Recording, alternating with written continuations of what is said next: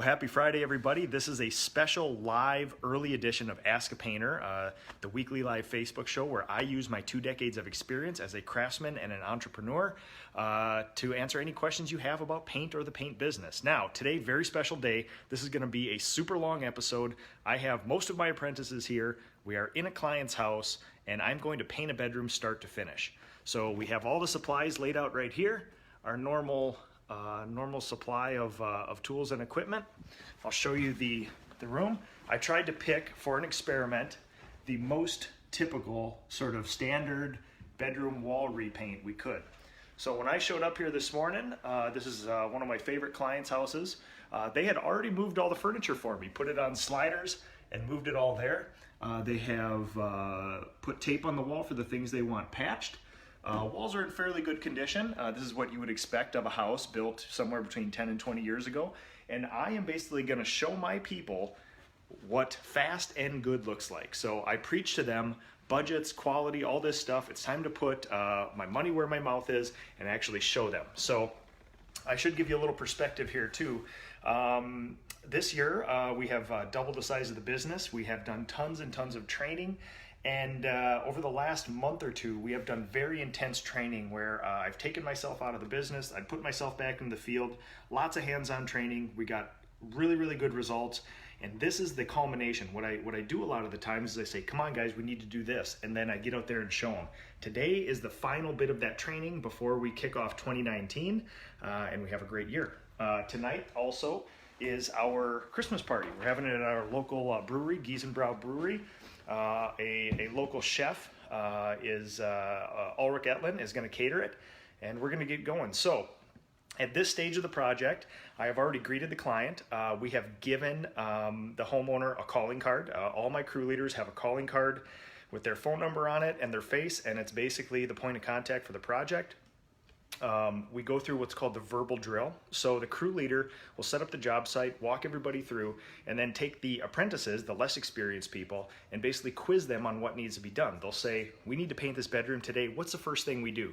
And then we go right down the line of our processes and get this stuff going. So I will be answering all my apprentices' questions during this. It's an open discussion. We will have somewhere between 2 and 4 hours to talk.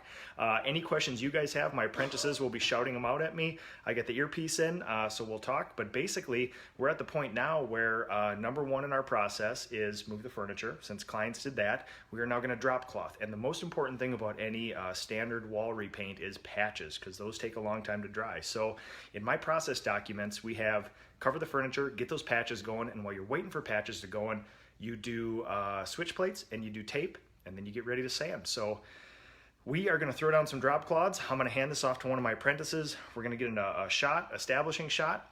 Once the canvas is down, we're going to use this tripod. We're going to set it on this bureau right here, and we're basically going to paint. So this will be a very long, sort of extended Ask a Painter. But any questions you guys have, type them in there. Apprentices will holler them out. Kindest thing you can do for this show is like the Ask a Painter page and share it as well for other people. So look forward to a fun morning. Okay. All right.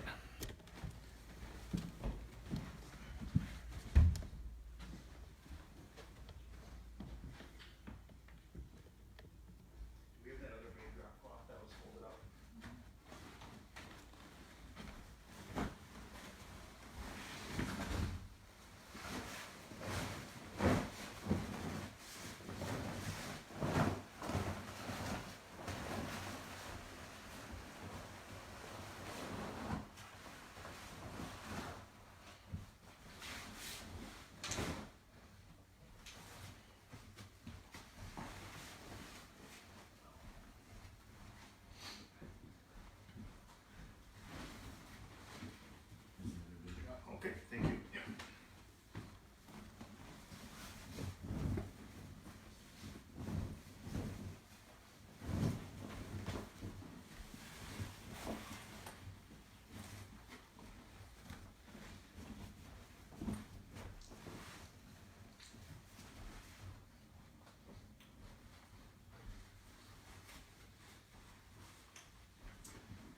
Okay, you want to put that tripod down on that dresser there?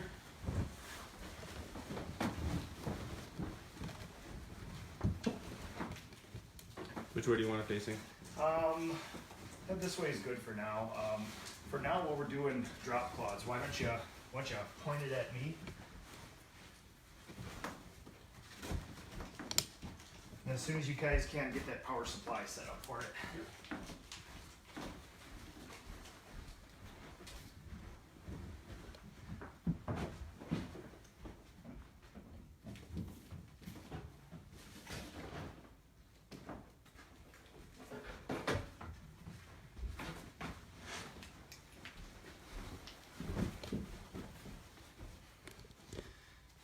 All right, furniture is drop cloth. I'm just doing my perimeter drop cloths now.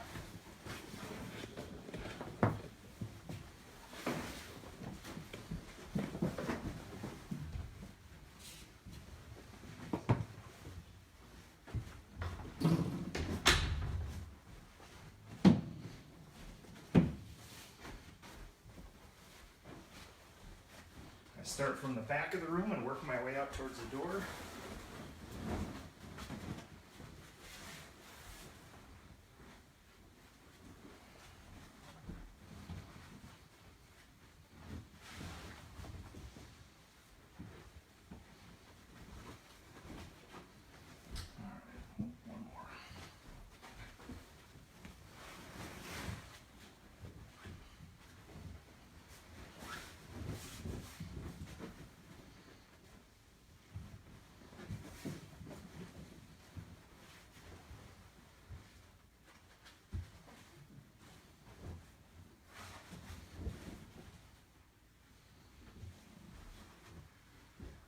Okay, I got power going.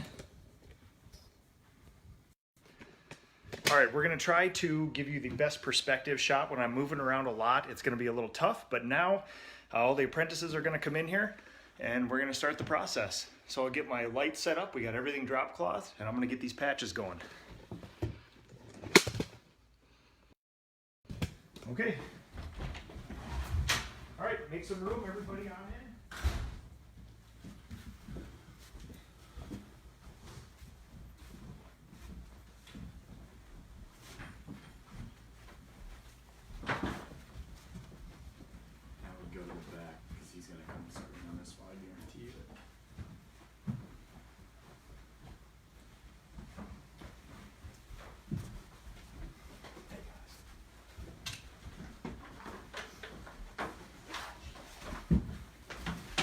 Okay, so let's see. Why don't you throw those 2 extra drop cloths out of here? So I preach process very highly, and everything we do to a room is done in a certain way. I like the process of starting at the door that you walked into the room. So everything we do, painting, patching, taking switch plates off, whatever we do, we start at the door and we work in a clockwise way here. So I'll plug in. I like to use a utility light, shine it sideways on the wall so you get to see all the defects in it, nail pops and dents and things. 3M patch and primer. This one's patch and primer in one.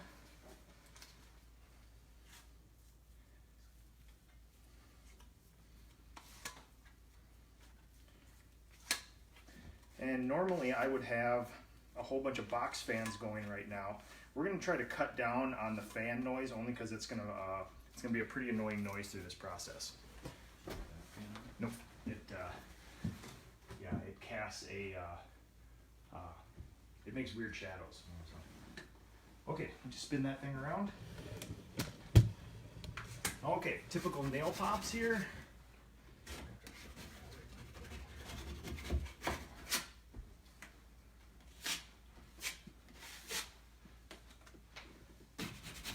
See if you can scratch the top of them off. If not, we mud. Make them as even as possible.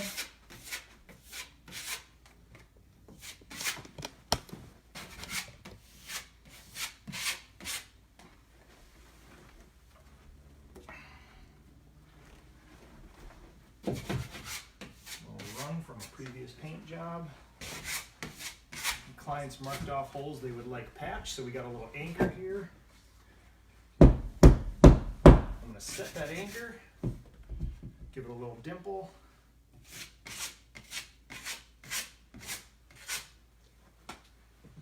and you want just enough mud to cover and leave a little proud. You got to have something to sand.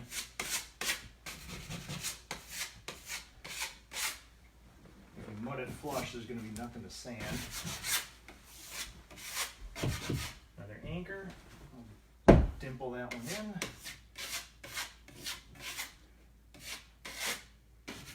Piece of fuzz. Looking pretty good. All right. So we got a defect up high here. I'm going to grab the ladder.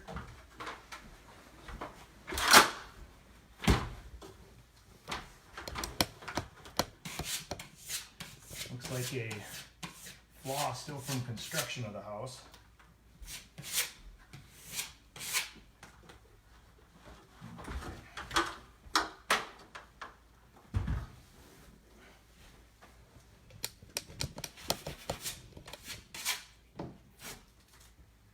All right, 2 more holes they want fixed. They're a little proud, so I'm going to dimple them in.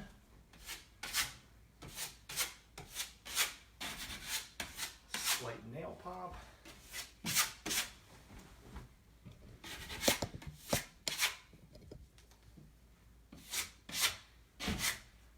Roller fuzz from the last time.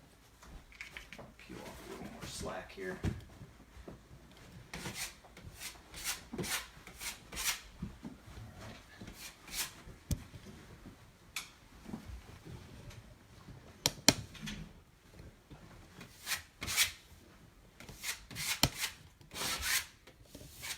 As questions or comments come in, you guys can holler them out too if you like.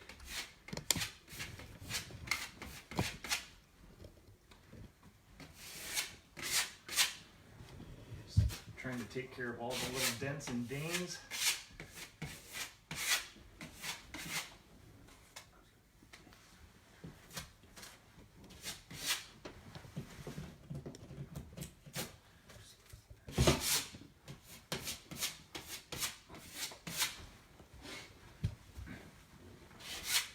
Got probably an above average amount of nail pops in this project. Normally you would expect 12 or 15. I'm seeing probably a little bit more than average.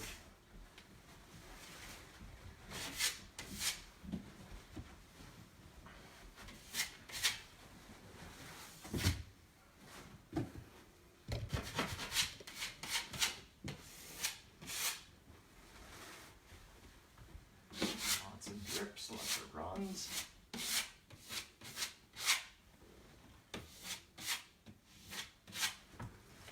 Alright, I'm going to switch my cord around. Excuse me.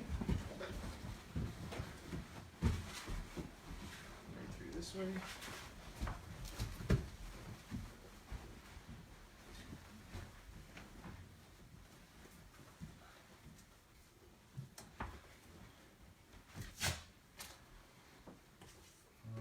Larger nail on here. I'm going to dig this one out. That one's a little spongy. Nick, you have a question? Go right ahead. Was the speaker grill previously painted? Yes, so I will be painting that as well. The technique normally goes, you take a dry brush, a nearly dry brush, and basically feather it over the top of it. The second you load up a brush with paint and try to fit, paint one of those things, it fills in all the little holes. So that's normally what we do. Obviously, if we have first crack at it, if it's never been painted and the clients want it painted, I like to take them to the shop and spray them. They usually get a little better finish, but these have been site finished. So I'll grab my ladder. And why not use a headlamp? Good question. I've always done the floor lamp thing. Your head sometimes can't get sideways to the wall effectively.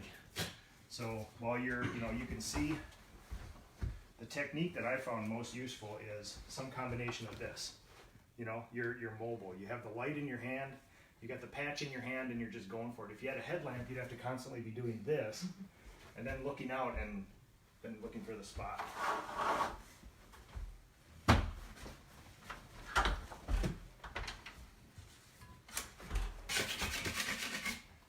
got a couple anchors.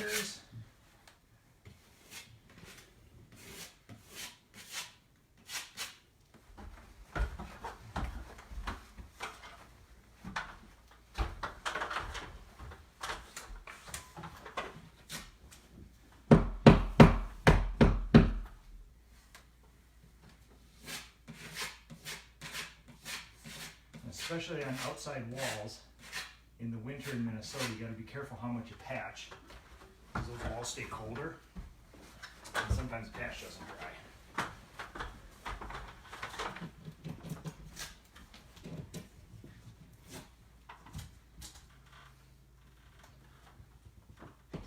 couple more anchors.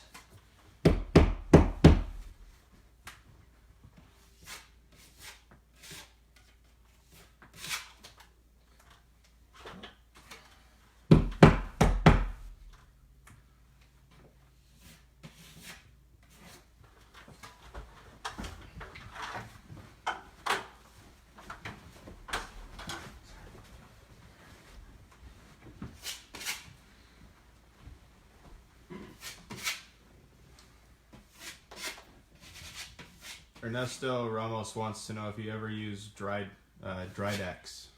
No. Not because I don't like it, just because I found something that works and I just stick with it. I've used a whole bunch of different spackles over the years. The problem is, you find a good spackle, like we used Red Devil vinyl for 8 years, and then Red Devil vinyl went away, so we used something else. And this is a really good substitute for it.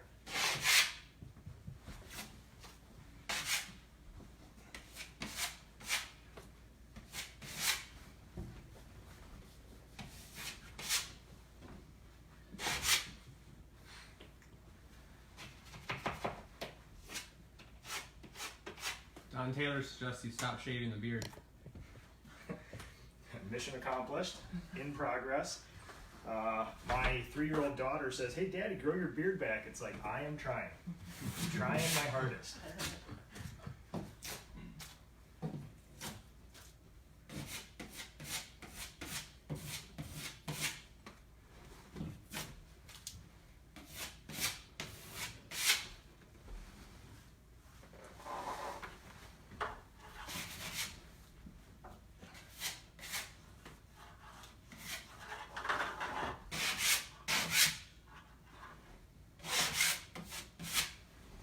And so, obviously, you know, nothing is perfect.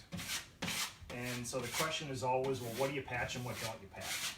And the answer is, it's subjective.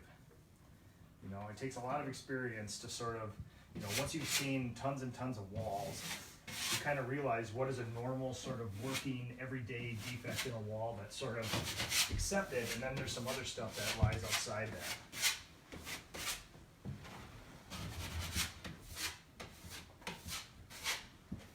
And it even depends where they are too, because, you know, I've spoke to you guys about, you know, the area of high target opportunity, which is, you know, on any wall, you have, you know, about a foot above your head to your belt line. And when people find flaws, they never find a flaw in a corner behind the bed. They find a flaw at eye level every time. So things that may be just minor and, you know, not that important, if they're at eye level, sometimes it's better to just take a little extra time and get them. A couple roller questions. Yep. What rollers do we use, and then do we wash or do we discard them? What's better for the environment, would you say? Oh man, well, what's better for the environment is probably throwing them away, sadly. I mean, if you think about how many gallons of water does it take to clean out a roller cover, and if you're a homeowner and you do it once, you're technically not supposed to do it at all in your home. You know, you're supposed to dispose of that water safely.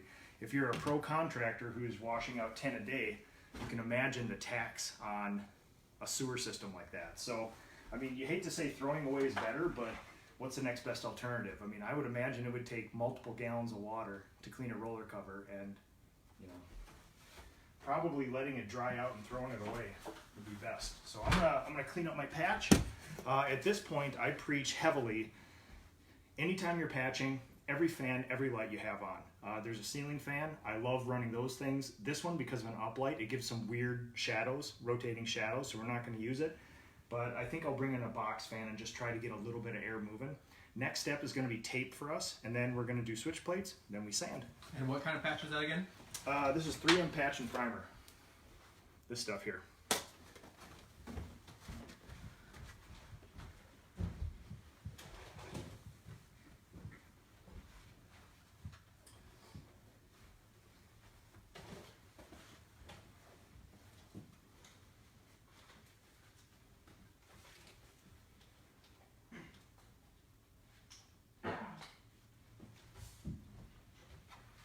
Somebody want to go grab some frog tape?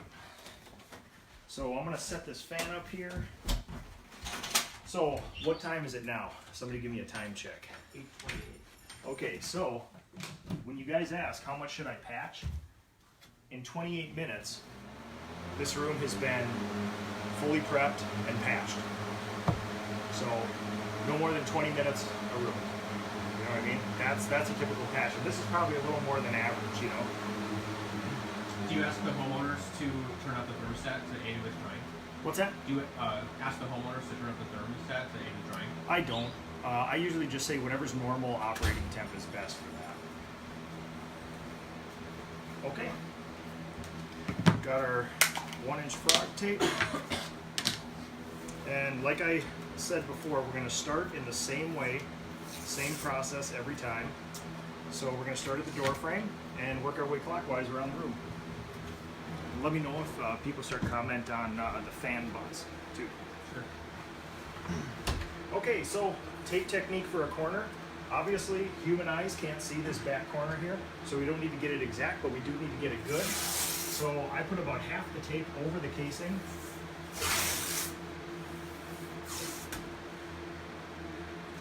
And then do a blind return like that. Just put the tape back. Like that. Good to go.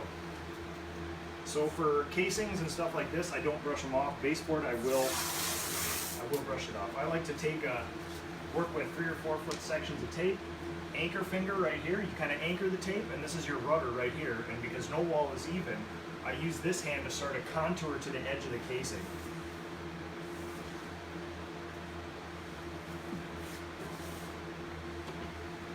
Last thing we do, give it a little press down. And now with door casings, I don't like to have my tape perfectly perpendicular. I also don't like to mash it against the casing because it's harder to get off. So I like it at a nice 45. So you just run your finger along the edge there. That just keeps the tape out of your way. All right, so we'll be going on to the baseboard here. So we'll give it a quick wipe.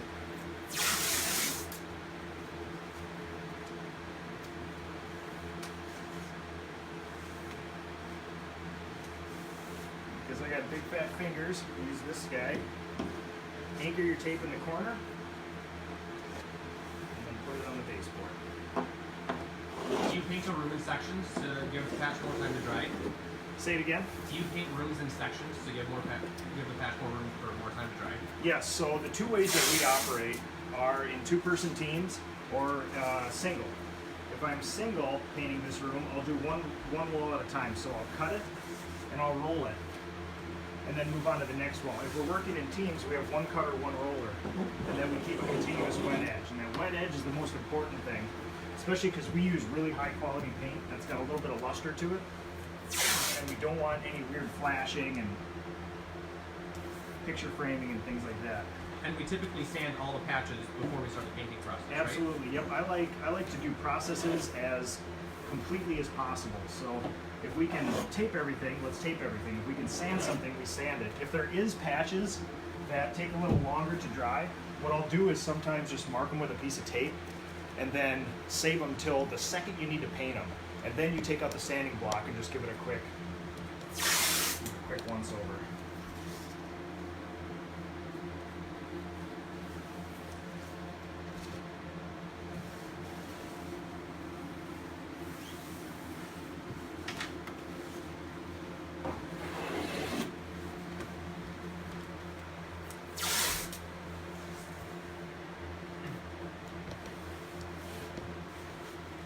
Why do you prefer tape over just cutting casings? Personal question, or is this coming? This is coming from your audience here. Oh yeah, so I normally don't take stances on this stuff very, strongly. Professionals tape. I would argue that if we had this exact same room next to this, and somebody who is the best cutter, non-taper, did the same room, same process, same stuff, I could get this one done quicker, and I would have cleaner lines than a person who is a non-taper. That's always been my argument. I've not found evidence to support that otherwise, and I don't normally take strong stances on things in the industry, but survey the best 40 painters you know, and magically they're all gonna have very, very similar processes.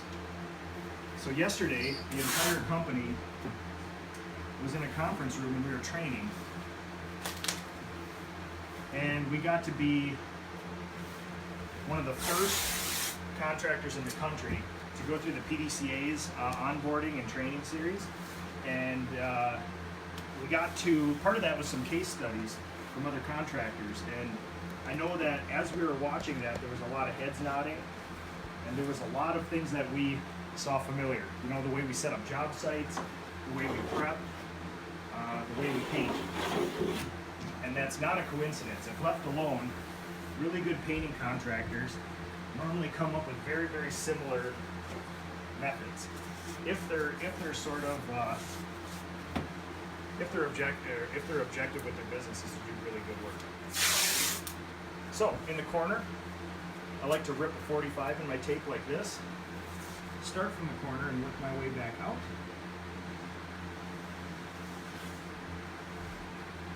Use the tool to cut it nicely. Get in that corner. And on the baseboard, I like to keep my tape out at a 90-degree angle. That takes up the gap between the drop cloth and where normally there's a little gap. If you press your tape down like this, there's always a chance that there's going to be an 1/8 or a 1/4 inch where the drop cloth doesn't cover. So I like to have both of those there. And do you have any special processes to activate the frog tape before painting, like wetting the edge or? No, people come up with all sorts of very elaborate plans to make frog tape work better. And I mean, I know you guys can all back this up too.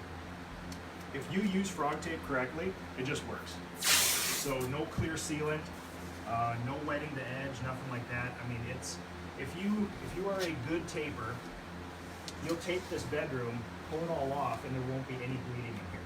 And I know that you guys will back me up from experience. I've seen that all before.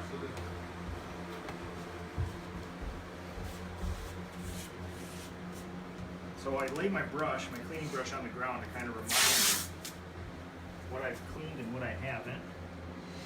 A little bit of overlap, maybe 3/4 inch to an inch of tape overlap.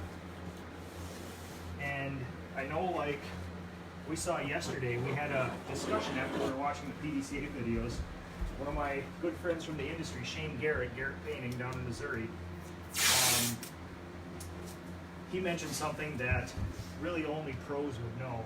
And it's that when you tape a baseboard or a piece of casing, you don't follow the wall, you follow the actual piece of trim. So in construction, there's lots of gaps between the wall and the trim, and we follow the trim and not the wall. Our paints are so good now that they're so thick, they're a little bit elastomeric, they'll actually bridge that gap, and that backside of the baseboard will make a nice clean line versus the wall, which will be a little bit wavy. Here's another question for you, Nick. Yep. Suppose you find a section of trim where the tape won't stick. What product would you grab to clean the trim? You guys know what to do. Shout it out. Anybody? Don't be shy. I got the shyest apprentices in the world. Goof off. Goof off, goo gone, and a lot of the times my favorite to have is rubbing alcohol, denatured alcohol.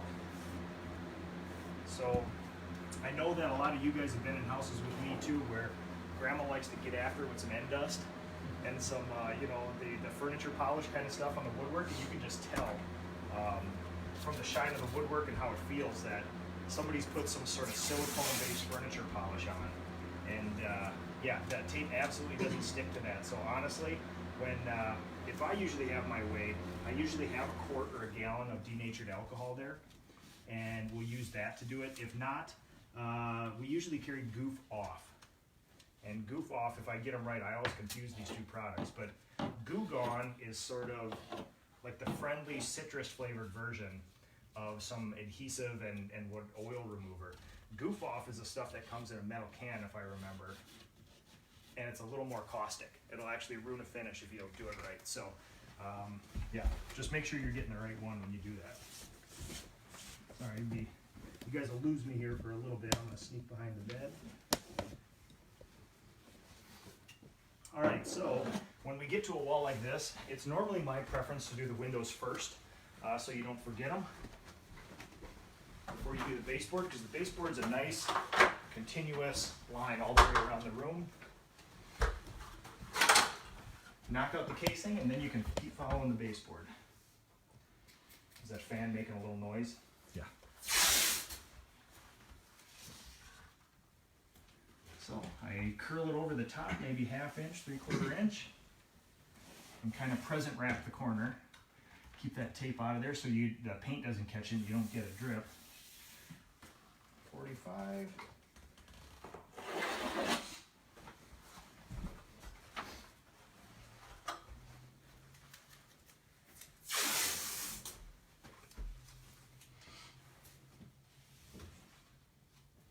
Then on the bottom of the casing, I anchor my finger there and just rip the bottom of the tape off. The casing will make a nice joint. Here's another question for you, Nick. Yep. Do you cut twice on the tape, then peel off, or 2 coats, then score it and pull off? If I understand that question correct, our normal process is to tape, obviously no clear sealant, no water activation, 2 coats, that means cutting and rolling, and then we just take the tape up. If you take most frog tape, 3M blue tape, anything besides the tan high adhesive masking tape, if you take it off same day, that's always the best. If you leave it overnight, that paint bridges the gap between the tape, and then you get into some of that stuff where you'll peel paint off. So we've done this before too, where it's a big project, it's a long project, multi-day project. Depending on the quality of paint, if you use Builder's Flat, dead flat, it usually comes off right away. Any paint that's got a little shine to it will bridge the gap, and it's best to score it. But don't score it if you don't have to.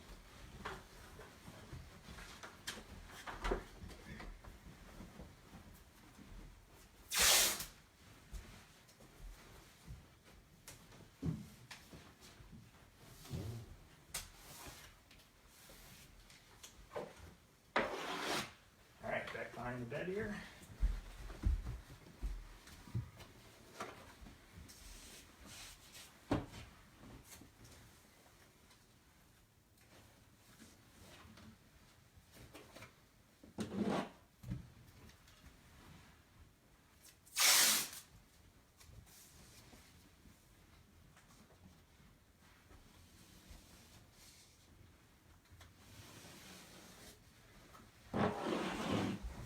Feels weird to paint and not listen to a podcast. Normally never work in silence.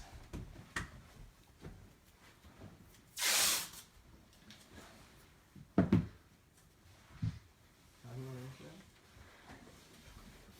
say just shout it out. So, we have a question from Sean here. So, Oh yeah, You see- tell me the people's names too. you seem like a really easygoing guy, but do you ever lose your temper on a job? And is there a chance we'll see it today? Not unless I screw something up.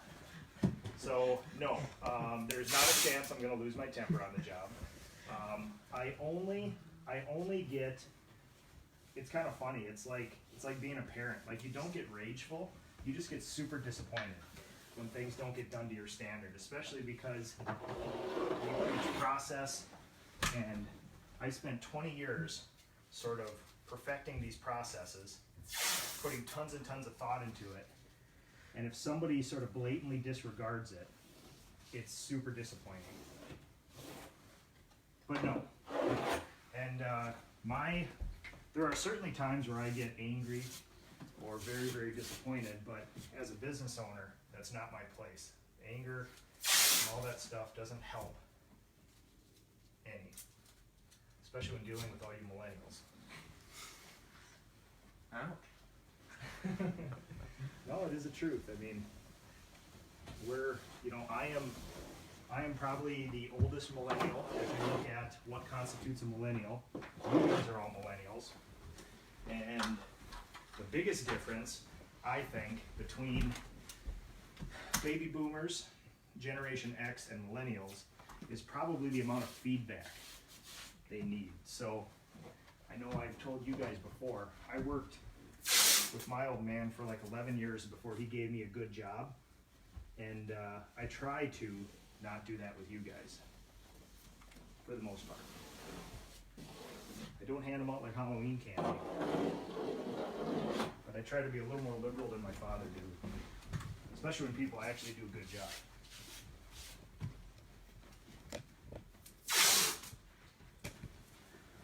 How big would you say this room is, and how long would it take you to finish it with 2 people and 2 coats? Well, the thing about this is, I normally preach to you guys about the 3.5 to 4 hour bedroom, start to finish. So with 2 people, you don't do it in 2 hours. You can probably cut 25% off of that with 2 people. Where you get a benefit of 2 people is when you gain 3 rooms together in a day.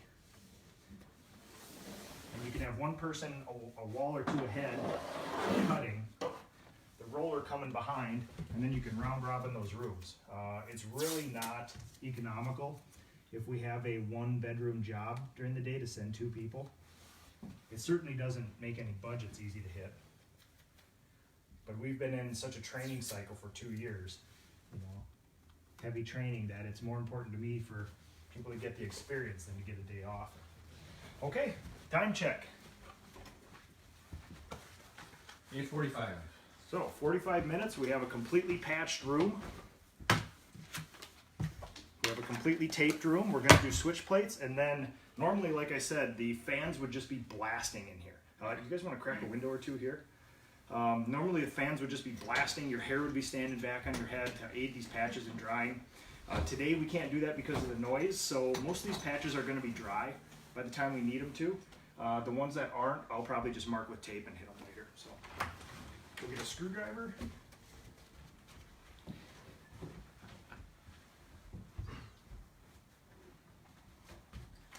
All right, so same thing. We start off at the door, work our way around. Connection's good on that thing? Yes.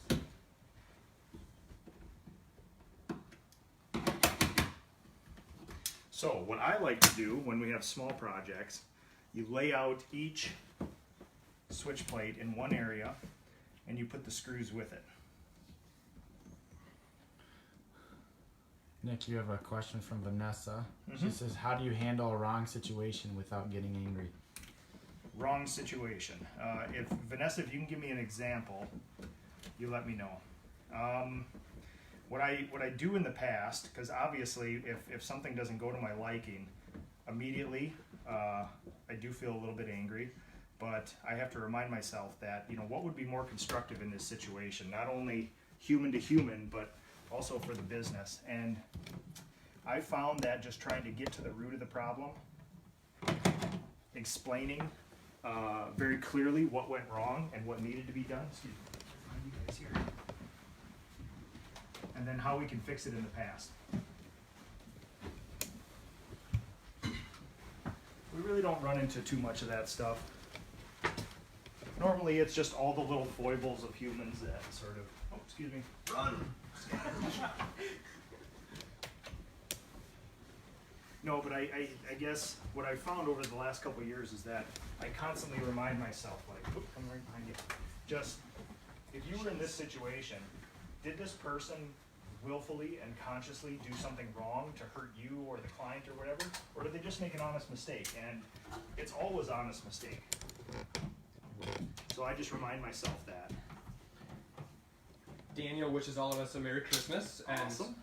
John asks how this process would change if we were painting the trim. So it depends how we paint the trim.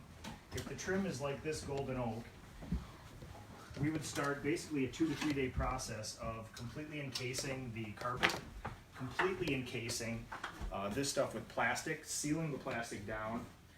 We would sand back and tack, we call it the SVT process. We would then plastic off the windows, seal this place off, get an air scrubber, zippered door. We would apply oil primer to everything, let it dry overnight, sand that oil primer, caulk it, patch it, and then 2 coats of enamel. So I would say over the course of 2.5 to 3 days, trim would be done, and then we come back and paint. What kind of application is that? Is that a sprayer application or a brush application? That would be spray. So almost all my clients would want a spray application. That's kind of what we're known for. So that does lengthen the process. Not that it takes us 3 days of labor to do it, but we have to read the technical data sheets and make allowances for the drying time for our enamels. So, all right, I'll be right back.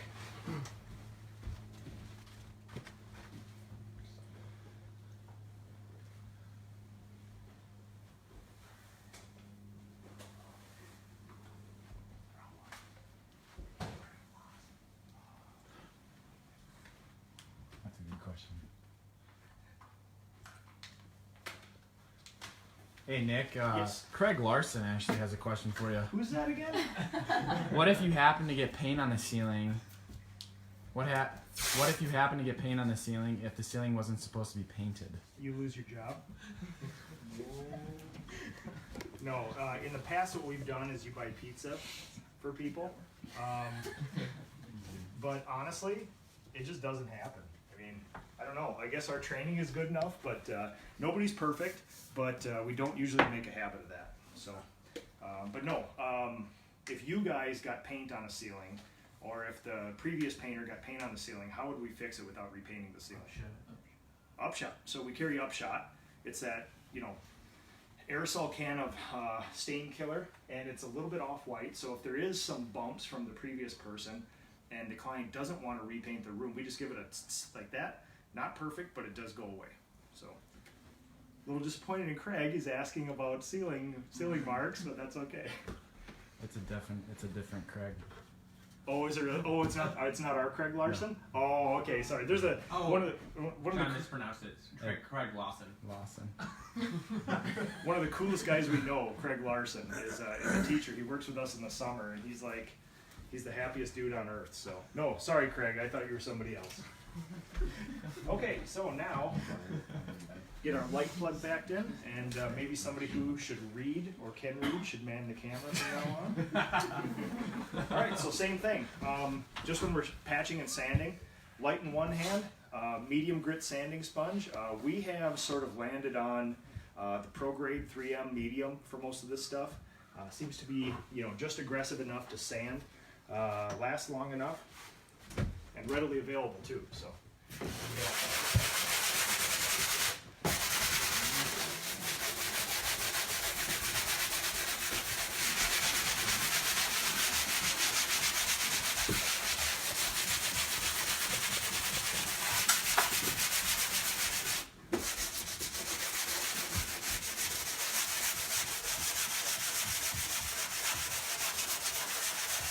I forget how good this stuff sands. This over here. I'm gonna hold that light for a second. Thank you. So, John says, I see you don't remove cable plates. Is there a reason for that, or? Yeah, lesser of two evils. There's certainly nothing wrong with removing them. The screws are usually long. They take about 3 times as long to take off than a normal switch plate. Then you have to unhook the coax from behind, unless you want to dangle in there. So, I don't know. Probably not a big deal. I might be splitting hairs, but I always just like to leave those in place. I wouldn't look down on anybody who just took them off. Not a big deal.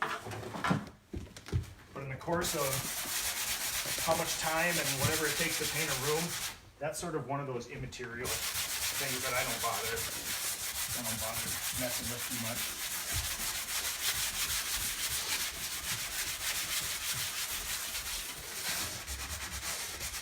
To paraphrase Mike's question, are there any instances in which you opt for plastic over tarp, putting over beds and stuff? Yeah, I'm kind of old school. I've had some of these tarps. Some of these tarps were my father's. So if you want to talk about ease of application, protection, not throwing out piles of plastic all the time, kind of save the earth if you can. I think this provides a hell of a lot better protection than plastic, especially when we get our fans whirling in here. The corners can kick up, things like that. These are the heaviest pieces of canvas that I can buy. And you could honestly dump a gallon of paint here, and if you get it within the hour, it's not going to leak through. Plastic, not so much. You would probably do something to the bed if you dumped a gallon of paint on that. Are you worried about dirt or pet hair or other contaminants getting on stuff? Or? Nope. And then Christian asked, do you ever have to spackle after the first coat of paint is applied? Not if you're doing your job right. But again, you know, nobody's perfect. If you have two options, you find something you missed, or maybe something wasn't patched well enough the first time, at that point, lesser of two evils, or the better thing to do is to repatch it, mark it, and then sand it again. But then you always have to make sure that you catch the coats up too. Because with one coat, this stuff does pretty well with flashing or non-flashing, but you will tell a difference on a big patch, on a big wall, where light rakes across it if you don't get a good two coat on it.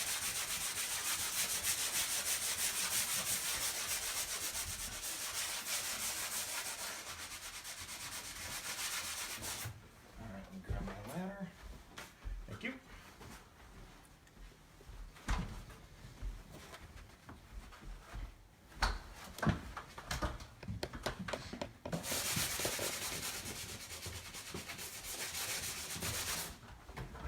Alright, you want to flip my cord over the other side there? Jimmy wonders why you don't sand the entire wall. Or is there ever a reason why you would sand an entire wall? Yes, roller fuzz. If somebody used a 25-cent roller cover from a home center to paint their walls, it would be covered with fuzz. And at that time, you know, the best thing you can do is sand the whole wall. And if it's a small powder room or something, you may even take one of these and just hit it. But for a bedroom or anything bigger, we always use those circle sanders, 360 sanders and whatnot. All right, so this one's a little bit wet. I'm gonna mark it with a piece of tape.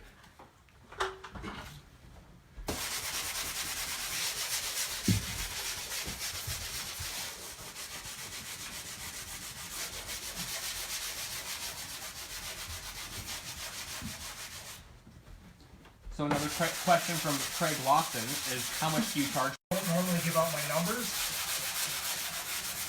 That's usually based on, number one, your experience for how long it's going to take you, how much material you're going to use. You come up with a number based on that. You can come up with based on your past production rates. But the most important thing, and the reason I don't give out my numbers, is because nobody takes into account market price. So you have to say, here's what you can charge, but is there anything that would allow you to charge a little more? Or maybe you're in a market where there's tons of competition, tons of painters. Maybe, you know, middle of winter in Minnesota, there's more guys looking for work. You might have to charge a little bit less. So, and another reason I don't just blatantly give out my numbers is my product is probably a little bit different than other people's. We sort of do a true white glove experience. So with all of our jobs, we're using premium paint. We're moving furniture.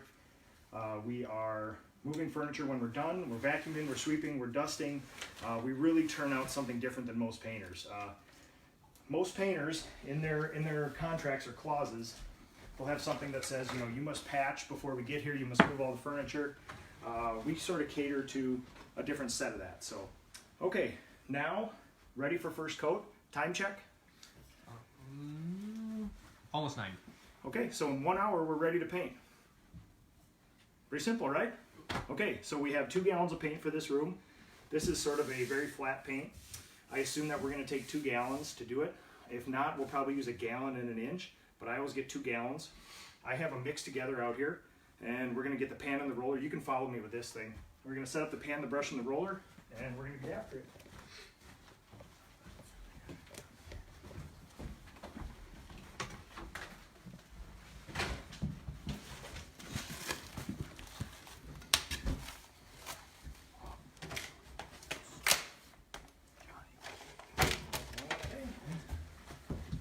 And then we're a couple questions behind here. So we have Christian asking, what brand light do you use? We're in the search for lights right now. So we've experimented with about 3 different kinds. So I'll leave this up here. We've experimented with 3 different kinds of LED lights, and we're on our 3rd one. Now we just have to figure out if this light is good, it's compact. We got to figure out if it lasts now. And then Russ asks if you sand between coats at all. Nope. No reason to. If you got smooth walls and you apply smooth paint, no reason to sand between coats. Dan asks if we use dustless sanding tools or Festool or something similar. Yes, not for standard wall painting though. We have Mirka, we have Festool, we have Surf Prep. We love them all. They all do a really awesome job, but completely overkill if you're just sanding an interior wall getting ready to paint.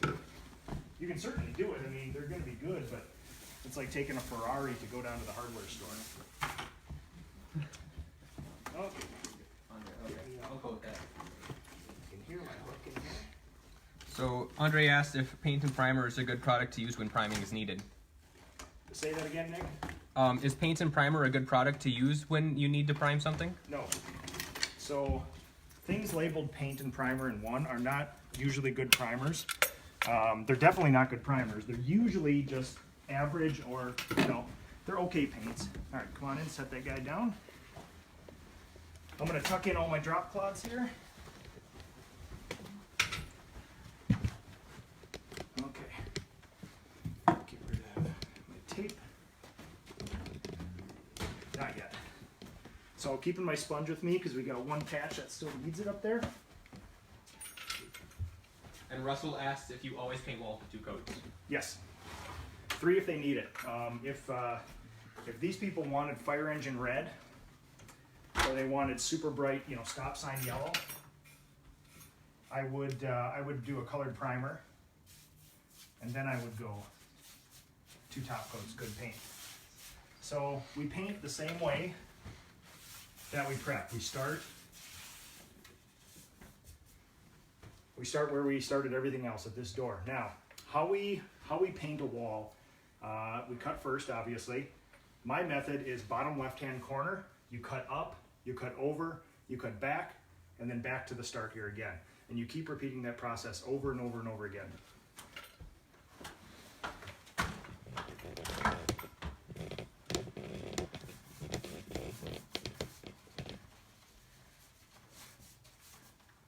Fernando and Matthew say hello and good morning. Good morning to you guys as well. And if that is one of the Fernandos from Brazil, bom dia. To everybody down there, we got quite a following down there. So like everything else, there's a process, even for, cutting. I'll kind of walk you through it when I get down here.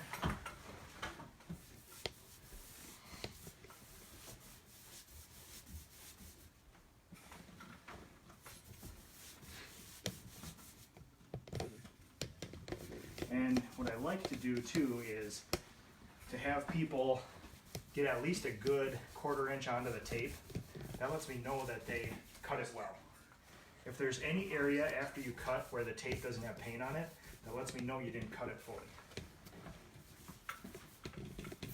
Caught up with those questions, Nick? More or less. Craig asks, what color would you tint primers for when you know a 3-coat process is needed? Okay, reds. I will go as red as possible. In the olden days, you used to just tint your primers gray because there wasn't a lot of good deep base primers out there. Nowadays with Zinsser and Ace Hardware have really good deep base primers. Sherwin has some too, where you can actually tint your primer fire engine red. So obviously the best thing to do is to tint your primer as close to the color as possible without going deeper. If you tint deeper, you can sometimes run into an issue where it won't cover. All right, so cutting, make sure you, once you come along this side here so you guys can see this well. And what kind of brush are you using? Purdy Pro Extra Elasco, 2.5 straight. Got a cord here. So, about 3/4 inch of paint. I wipe one side of the brush, flip it towards the wall. I go about 6 to 8 inches out, cut back in, push it back out another 6 to 8, fill in the bottom, smooth it out. Same thing over and over again.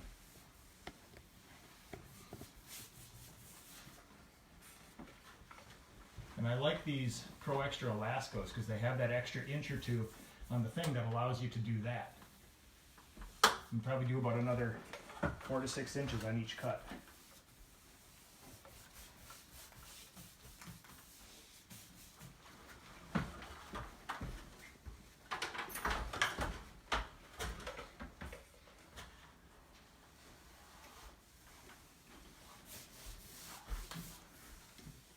Happy to say that this doesn't feel awkward. It's been a while since I've done this. I'm very pleased that this isn't a skill that goes away.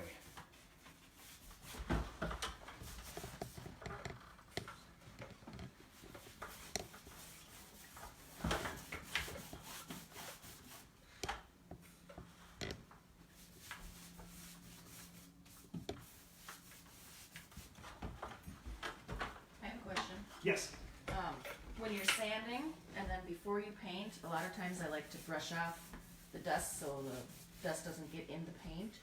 When you're cutting, do you recommend doing that? Or? You know, the only time I really do that, I've not really noticed if there's the slightest bit of surface dust, I've not found it to be an issue with the paint. Especially, you know, I get a lot of people ask me, do you wash your walls or do you scrub them down or whatever before painting? And honestly, there is dust on every surface, but not enough to make a difference in the finish. Not a bad practice though. The only time I really do that is when there's a whole bunch of dust collected on the tape. At that time I got my little portable vacuum or my brush and I'll brush it off. I usually choose to vacuum just because if you don't do that, you end up vacuuming it later anyway. So, all right, I'm gonna go get my roller. Be right back.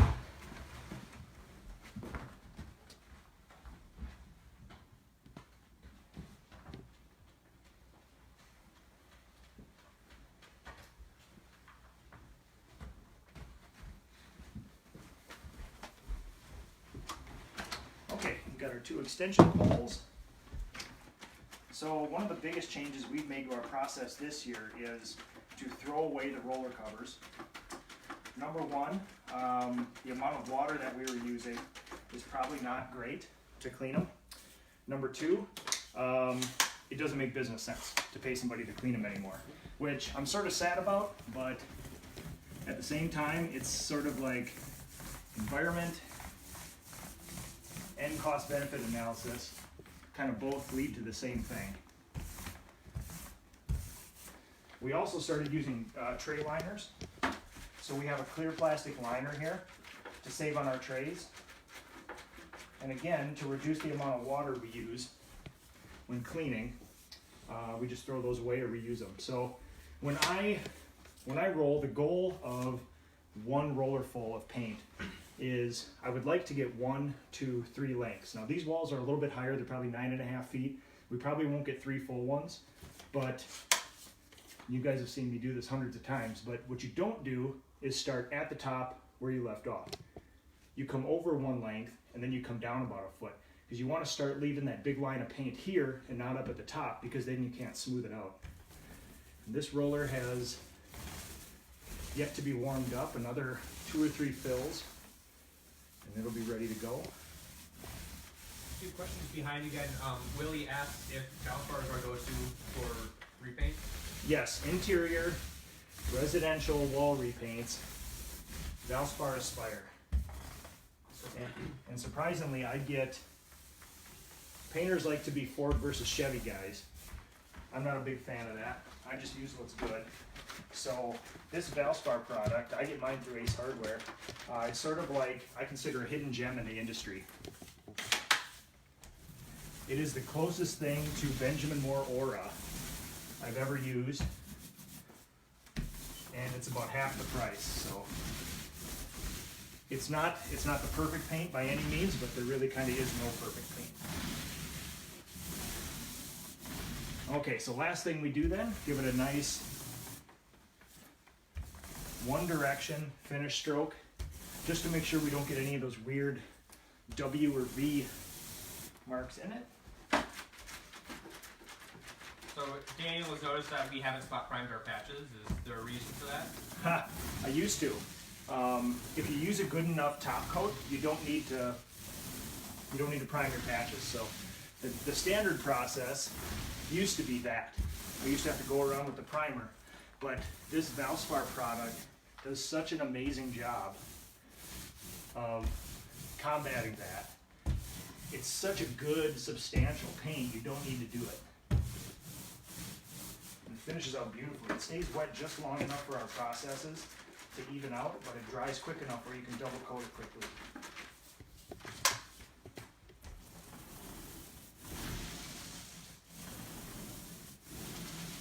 And we kind of oscillate between Worcester Pro Do Z half-inch FTPs for today's paint, roller covers, and White Dove half-inch. Honestly, I don't know if you guys see any difference in them really. I mean, So he's gonna break in a bit slower, but these the White Doves. yeah. Yeah, honestly, I don't know. There's not a big enough difference to be a Ford and Chevy guy with them. They're both really, really good roller covers. And I've not noticed any shedding. You know, people say you gotta put the tape around the roller to get all the fuzz off and stuff, but honestly, I've never experienced shedding with either one of those roller covers. And then Warren asked, similar to what you're just talking about, is that some painters wash and spin out new rollers before using them to break them in or warm them up. And if you've ever tested that, and if it's a waste of time. Waste of time. You know, 3 dips of good paint will do the same thing as you washing them out, and you still have to warm them up with the paint. Andre asks again, what sheen paint we're using. Okay, so this sort of gets me into a lot of interesting discussions with homeowners. If I have to use a flat, we use a super high quality flat. This Valspar product is a flat enamel. It actually has a low luster or matte or eggshell finish. So it's super confusing to my clients because a lot of times we get the call because people don't want builder's flat.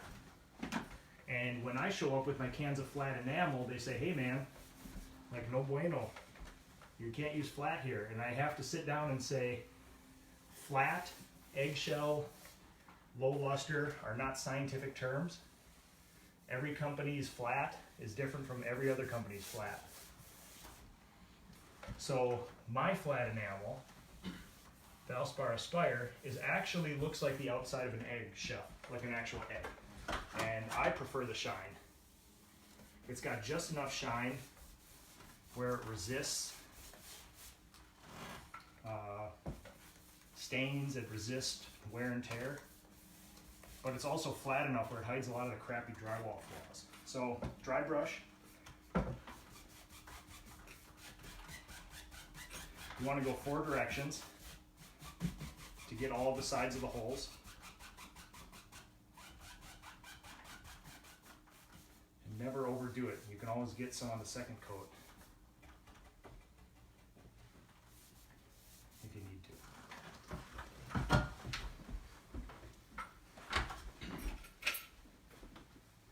So for these walls, I'm just gonna, this is what I teach all my apprentices is cut up, bottom left, you cut up, you cut over, you cut down and back. The next step for that, and the apprentices always end up asking me, you know, if somebody's rolling behind you, should you be having to come back and cut that bottom thing while they're rolling? And the next step, once everybody's proficient, is for the cutter to basically keep the line moving simultaneously on the top and the bottom. So that's kind of what I'm doing here.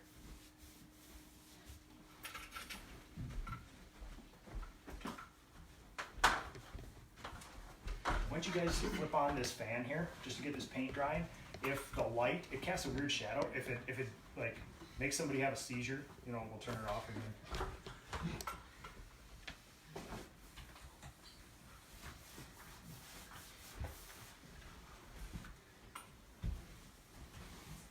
Yeah.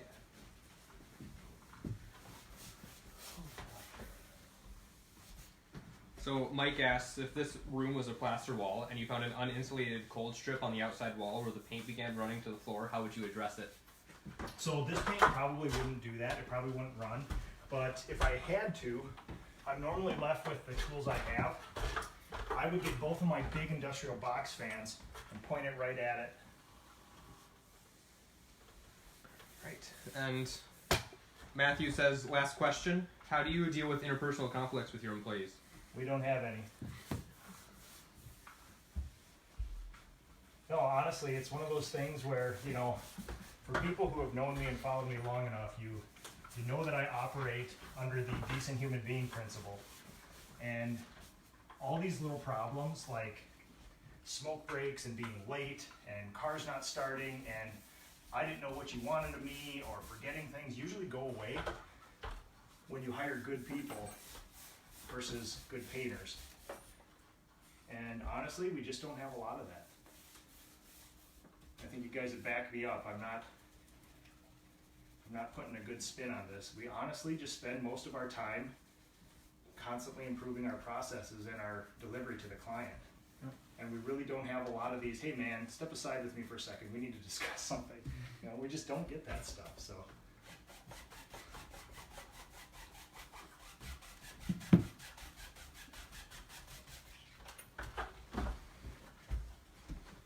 And, you know, the times when somebody doesn't fit, or we do have problems, there's not too many discussions. That person usually just finds their own way out. So we operate under 5 core values in this company. And it's pretty clear that when somebody doesn't make the cut, if somebody doesn't fit in with us, they've usually failed at one of those 5 core values. So it's, I think you guys will probably back me up too, that there's not a lot of discussions about what to do with this person or stuff. That person normally just doesn't feel welcome, right? And just leaves. Which is a nice way for the problem to handle itself. Do you use any Sherwin-Williams products regularly? Absolutely. So what I always tell my clients is that, you know, and anybody who's been around this industry long enough, you go to a client's house and they're like, oh yeah, I'm a Benjamin Moore guy, I'm a Sherwin guy, I'm a Valspar guy. You know, and it always is like, hey, my dad used it, my uncle used it, it's always the best paint.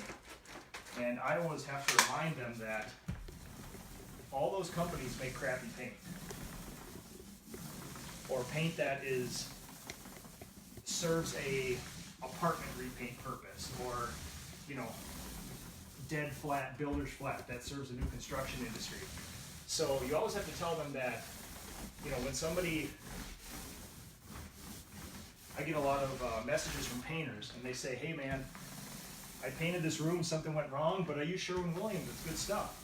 And you have to say, well, what Sherwin-Williams did you use? You might have just picked the wrong product. You know, because Sherwin-Williams makes $80 or $90 a gallon paint. They also make $10 paint. So if I was, what I usually tell my people is that if we were to come into your newly constructed house and have to do ceiling, walls, trim,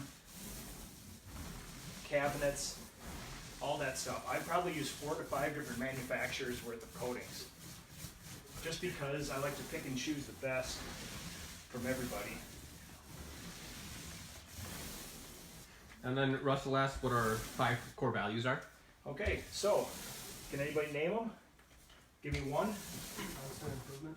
Constant improvement. That's number 2. First one is gain and maintain trust, not only with the clients but with each other. And so not only getting trust but maintaining it is good. Constant improvement. What else? What else we got? Quality. Quality always wins. That's number 3. What's number 4? Aaron Shaver's favorite. Produce. No, his first favorite.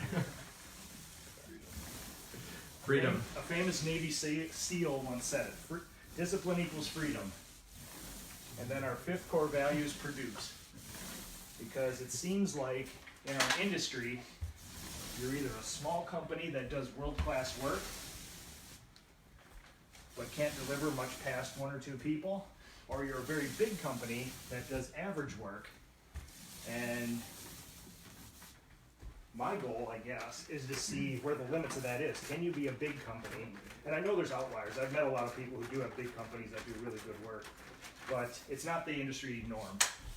So I'm interested in finding out how good we can be, and then how proficient of a business we can have too.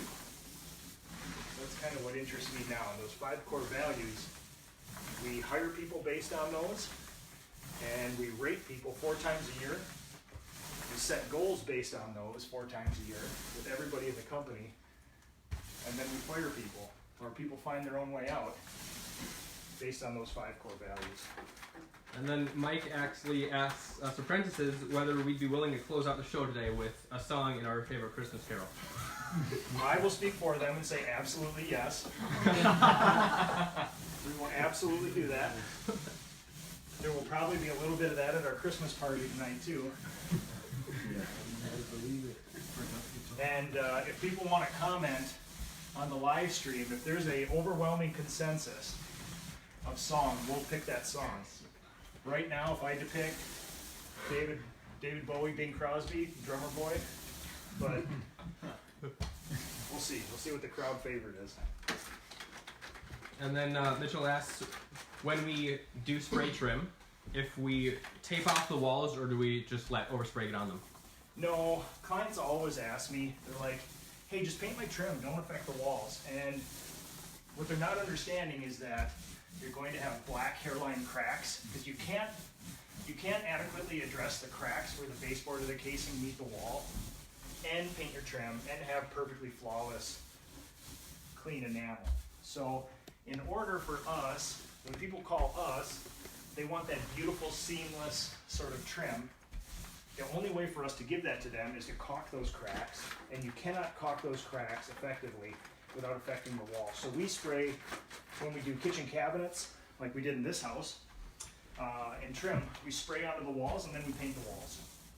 Would you say there's ever a reason for us to caulk and then mask off walls to protect from overspray? No, that tends to be more of a disaster than we need. It's never what the client wants. What the client wants is to not pay to paint the walls. What we want to do is give them the best product. So I let them make the choice. But I usually tell them it's 2 very different products. It's caulking versus non-caulking. So make sure you make sure you get what you want. Nick, do you want me to try to put this fan on low? Get some air circulation? Yes, please. I would flip that bathroom vent on too. That might help. It's getting a little humid in here with all of us in here.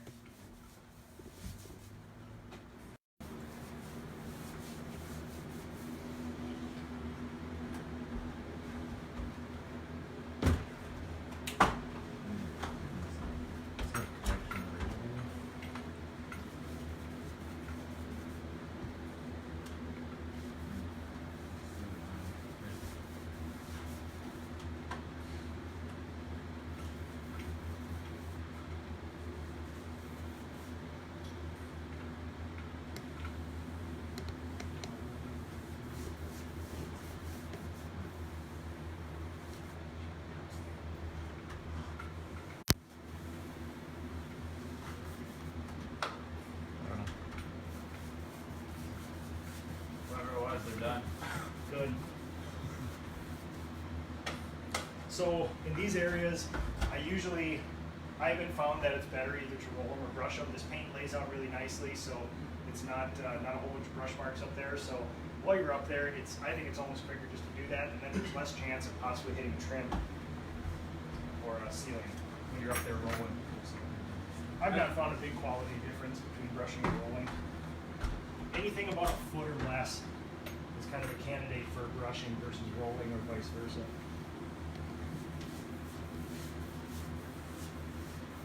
And then can you just repeat what paint products and roller covers you're using? All right, you guys shout them out. Valspar Aspires flat, enamel, Flat and enamels. Pretty White Dove.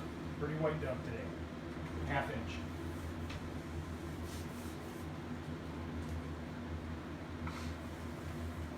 And then Mitchell asks if you pull doors or tape off hinges for door slab.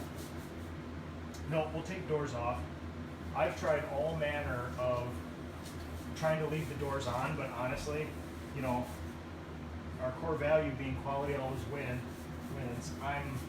I've kind of settled on take everything off the door when we paint doors, get it out of the room so you can get at the jamb adequately, and then paint it that way.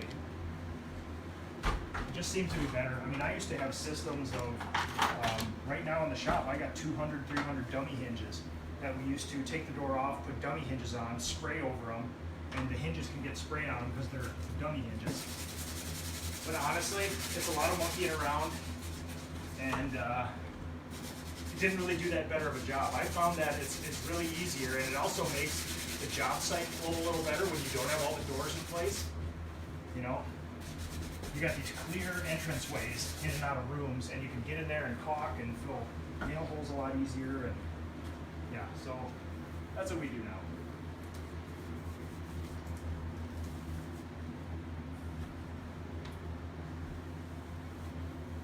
You guys can see I caught that patch up. You tape it, because normally if you don't tape it, you forget about it. And then Andre asks, would a coat of primer count as a coat of paint on a wall getting 2 coats of paint? No. So these paints are good enough where this coat right now, the colors aren't that different. This is much warmer, much lighter than the current paint. But a real professional never does a one coat anything when you're talking about standard, you know, interior repaints.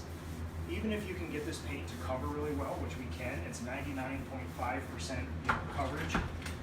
To build an even shine, you know, that second coat really just evens everything out. And it looks a lot better. And then Daniel asks what your favorite marketing tool is. This. No.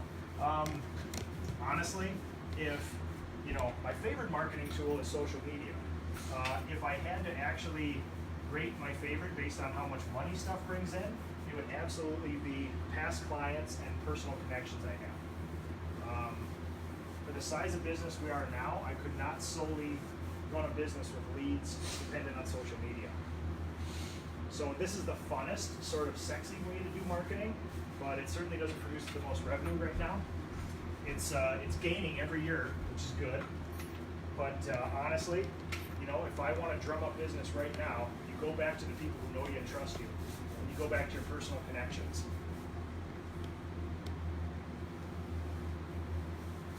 And Sherwin-Williams actually presented some super in-depth market research this last year at an event I was at, where, you know, we basically think we're genius marketers as paint business entrepreneurs. We're on social media, we're on all these home sites, Yelp, House, Nextdoor, all this other stuff. And we think we're really good and sneaky about getting leads, but they presented research that basically says all that stuff is there, but referral, word of mouth, and past clients is still 80% of where the leads come from for most professionals. And those are the hardest fought ones, because you gotta get their trust, you gotta maintain it, you gotta do consistent good work, and if you do that though, they'll market for you. And that's the best kind of marketing.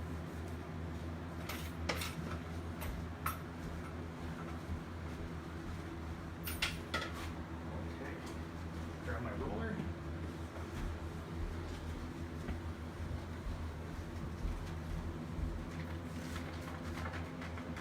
Somebody want to grab that 5-gallon paint? Do a little refill there.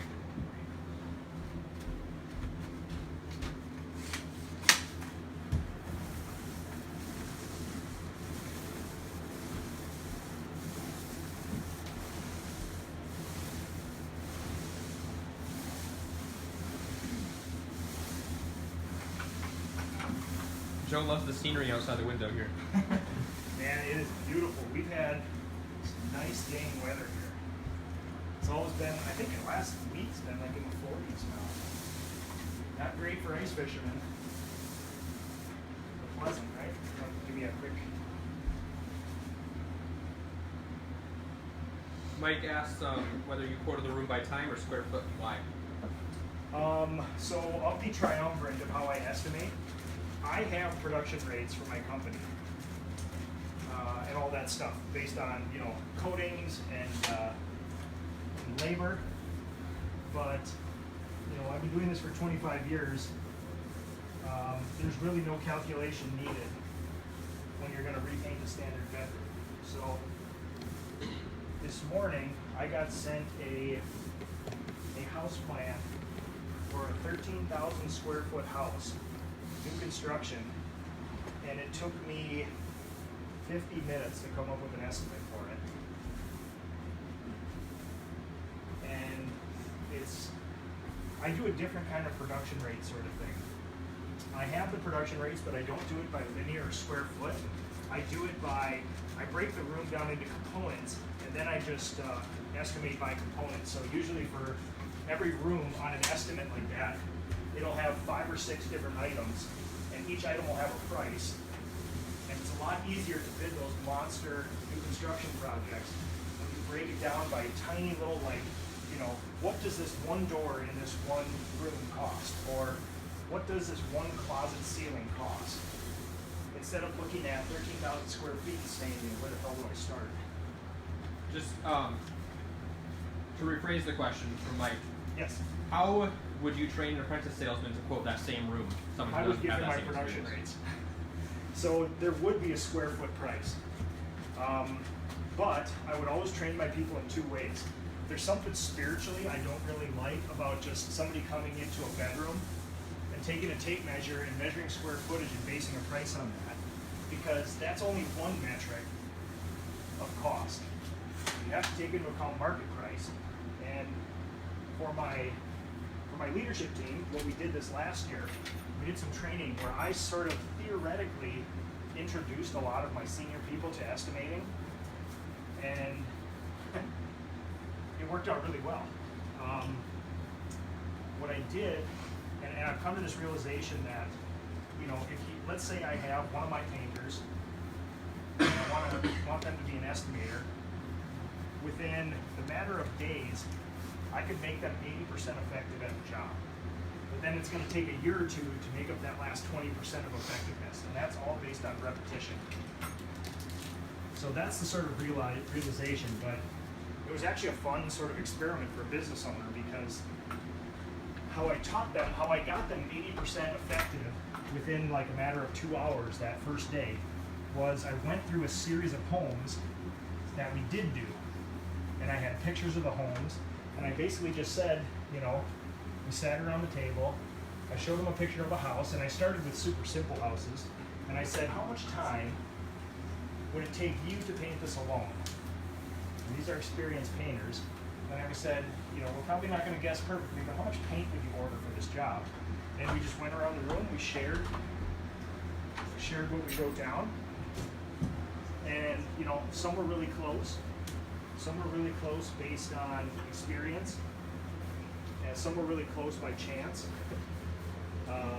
But by the 5th house we did, I actually took a 20-year-old fella who knows how to paint, and he estimated an $18,000 historic restoration within like $200. So it is effective. Now the problem is, it would take that person another year or 2 of repetition to be 100% effective at that job. I mean, you could certainly accelerate that, but at some point, you can be a good boss, you can be a good teacher, but you can't replicate experience. And you can do all the square foot pricing you want. If you're missing out on what the market will bear, you may either be charging too much or too little based on that.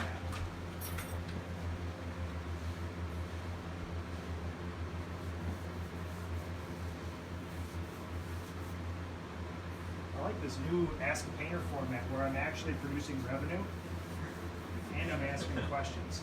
This is nice. I like this.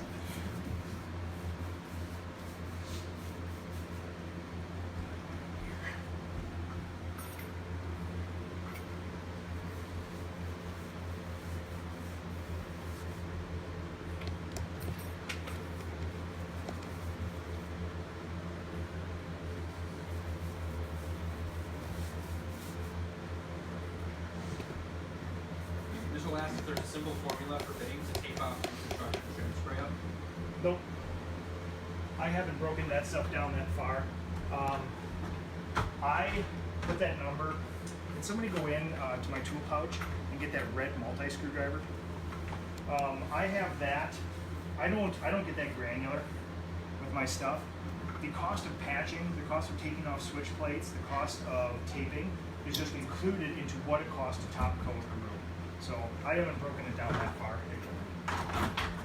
And then Andre asked if you've ever used super paint by short mode. Absolutely. Interior and exterior I have. It's good paint. Shines tend to be a little different than most. Super paint satin tends to be a little shinier than what I normally like, but good paint.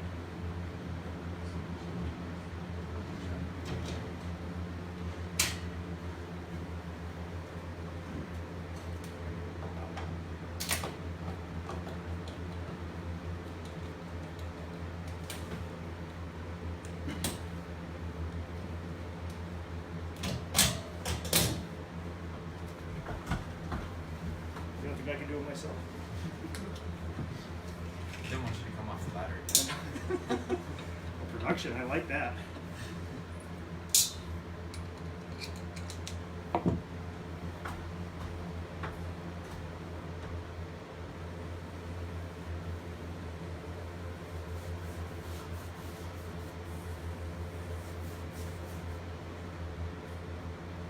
So anything that you guys see that's different than what we normally do, or am I teaching you the way that I do it myself?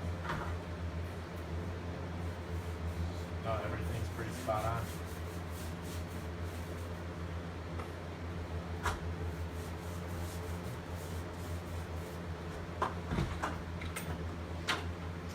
Excuse me, I'm gonna put this right here. That brush wet?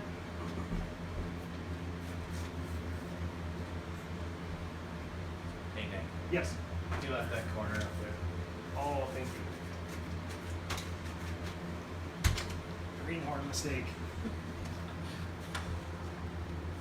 So Mitchell asks, when you spray out walls, have you heard of spraying a fiber into an empty fiber to help with touch-ups? Spraying.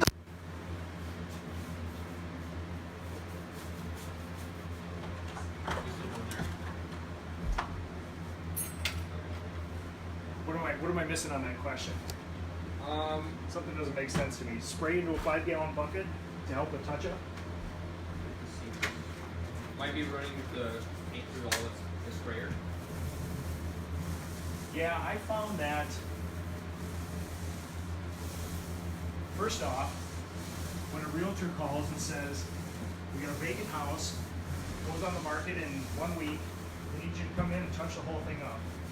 And first thing I tell them is, I guarantee you that if you want me to actually touch up this stuff, it's not going to match. Color will be off, shine will be off, something.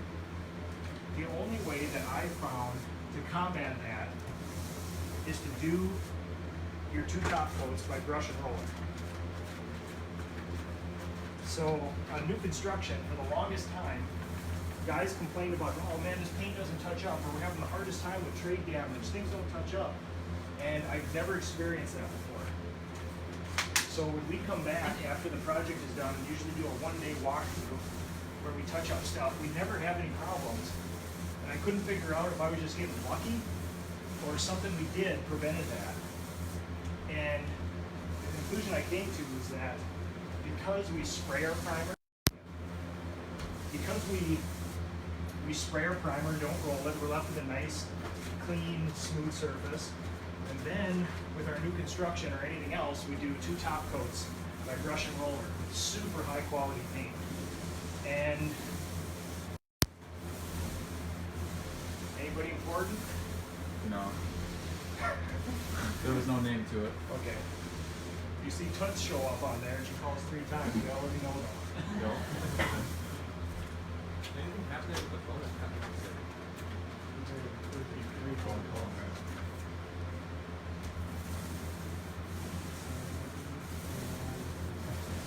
Yeah, the only problem with like airplane mode on that stuff is it doesn't allow you to broadcast. So you just go with it, cancel the calls and Nice way to have done this.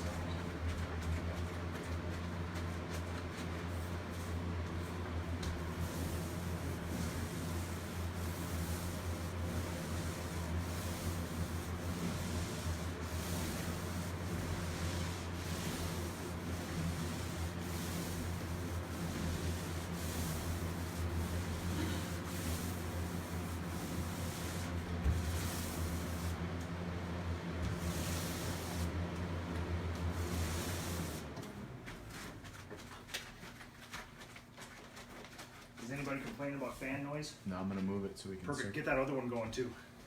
Let's get this paint dry.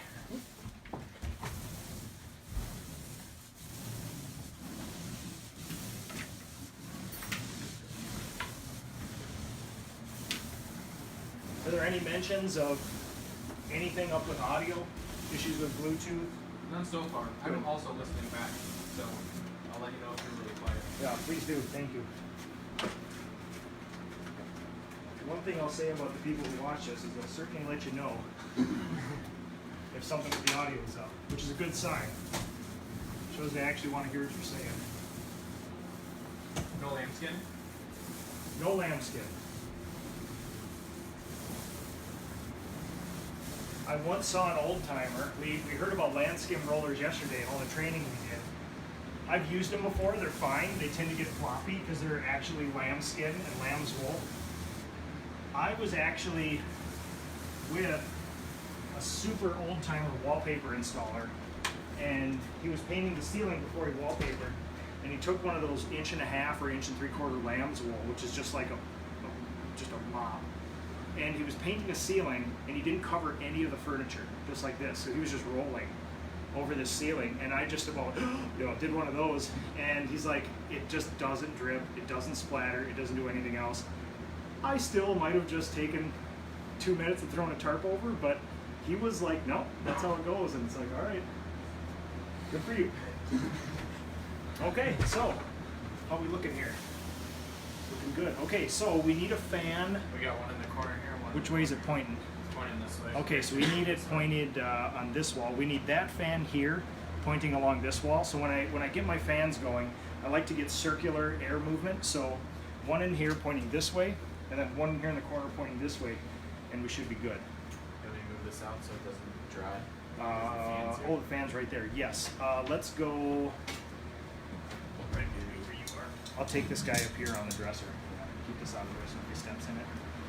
So normally between coats, if we needed to, we would rebox the paint. I've boxed this paint. I'm not seeing any issues right now. If we moved on to something else, or we took a break or had lunch, I would wrap this up in a trash bag, keep it all wet, keep the brush in the can, not past the ferrule to keep it wet. But otherwise, I think I'm going to give it like 5 minutes. This wall's ready to go again here. Nice finish on this one. If we can get back to a window back here, crack some windows in there, we'll get some cross breeze going. Do you want this past one? Yeah, turn it up higher, and then we'll see if anybody complains about the noise. We got to get the humidity out of here. We're making a lot of.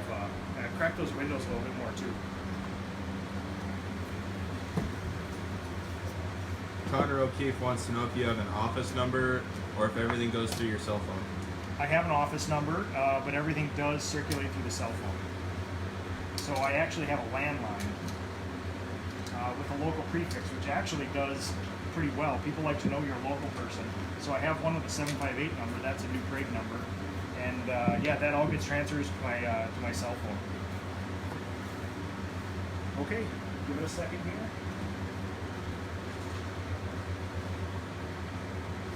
Questions that you guys have? Time check, by the way. 9:40. Hour and 40 minutes. We're 2/3 done. So I was preaching to you guys the 3.5 hour bedroom. I think I might beat that today. You will. Now, if this paint dried even a little quicker, we could keep going here. So, yeah, I think this wall is good. Coffee cup out there on the bench, maybe.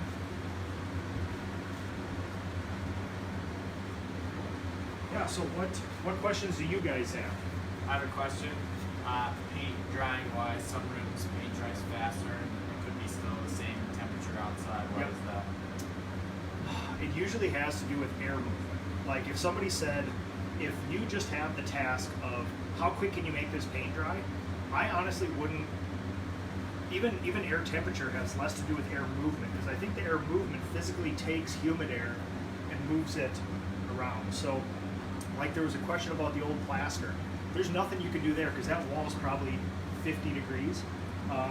The ways I've combated that is thin coat, obviously, and then you just get, I mean, you blast it. You get every box fan you have, and people have seen my box fans too. We got the box fans that are, 9 inches, 10 inches thick. They're the industrial ones. They're not the wimpy sort of, ones you put in your window to get breeze going through. Like these are, these are good, and that's why a lot of the times I still like tarps, because if you use that thin 12-foot painter's plastic, sometimes that stuff, especially if you have one of these, it'll just get the plastic airborne, stuff like that. So those might be speaker things too. Mike Donahue has a question for you, Nick. In the spirit of continuously improving, what's one thing you're doing today that you weren't doing last year, specifically regarding application? We got a good one. We just made a major improvement to our cabinet finishing process. What was it? Thinning out the primer. Thinning our primer. So for people who, that might be surprising to some people, because I am abhorrently against thinning out products if we don't have to. I've done all the tests in the shop with our Zinsser cover stain and our Sherwin-Williams Pro Block Extreme Block Primer, oil primer. Thinning out 10%, no loss of adhesion, no loss of stain blocking, but goes on smoother. So the thing we were doing was we were going straight cover stain and straight Extreme Block oil primer from Sherwin, and it was creating some eggshell. Not crazy, but we were in the shop with our inspection lights, our big LED lights looking over, and you could tell like it's still a smooth finish. Most people wouldn't even sand it, but we would then take a Merkur or a Festool or a Surf Prep, and we would sand that down even smoother. The last one we did, Asha, that was your job. We did the 10% thin primer with mineral spirits, and I don't know how much time we saved on sanding. I mean, what was your impression? Do you think we cut it in half, or? Yeah, so we probably save half the time of sanding in that process. So even though I travel around the country and I give a 4-hour master's class on that process, interestingly enough, this is actually the house with that kitchen. So thousands and thousands of painters have studied that kitchen. That's this kitchen here. So it's like a mini famous kitchen, or at least it's recognizable to people. But yeah, basically, constant improvement. I preach these certain things, I do my research, and if it works and I can't argue against it and nobody presents any other data or arguments, I go with it. So yeah, that's been one of the biggest improvements to application. The other things that we've changed, most of it has to do with business. I had the luxury of working alone for probably, 3 or 4 years when I started my own business. And at that time, I was already a very experienced painter. I had done it for maybe 10 or 15 years before that. And during that time alone, I basically mastered every process. So there basically was no unanswered questions as far as coatings, application, molecular science, anything like that. As far as that, there was no really room to completely overthrow my processes and start over. Most of the stuff recently has been business changes because we're going through that phase now. But the other biggest, simplest change is something we mentioned before, which is we now throw our roller covers away. We now use tray liners, just because the labor burden is high enough where it makes economical sense and it makes ecological sense to start doing that stuff instead of using hundreds and hundreds of gallons of water. So in the old days, if you were to take 10 setups, and what we call a setup is a brush, pan, roller cover, roller handle. If you were to have 10 setups, it would take me between 35 and 45 minutes to completely clean and set them up for drying there. And in that 40 minutes, how much water do you think was running through that sink? If you just turn your sink on for 40 minutes, yeah, so it's a lot of water, and it's not something that I was interested in continuing doing. So sadly, it's like lesser of two evils. I would prefer not to have any waste, but since we do have to have waste, let's make it economical. All right, I think I'm ready to paint again. You see how that wall kind of snap dried behind you guys? Once we got some cross breeze going, even this one too. Turn the fans on, it just brought everything sucked out all the moisture. All right. No, that's okay.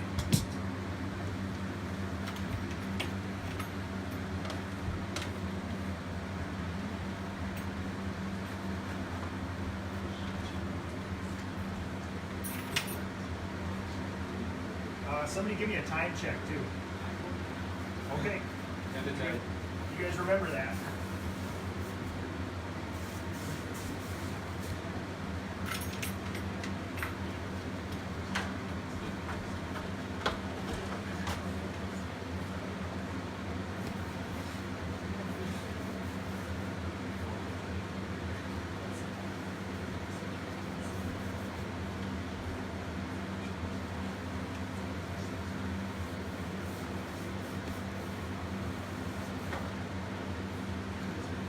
Also, while we have a little lull here, I should probably thank the PDCA, the Painting Contractors Association, for their long-standing underwriting of this. All of my shows, all of my content are archived on the educational section of their website, and I'm just a small portion of what they have to offer for education, including their as yet unreleased onboarding training videos that I put my entire company through yesterday. So the education section over the last 3 years has just grown immensely over there. They always have a lot of stuff, but they got Chris Shank at the helm of it now, and he's pumping out content. He's finding all the people who know their stuff and like to share, and he's gathering them up and getting content from them, and it's a really cool thing. So thank you to the PDCA as always.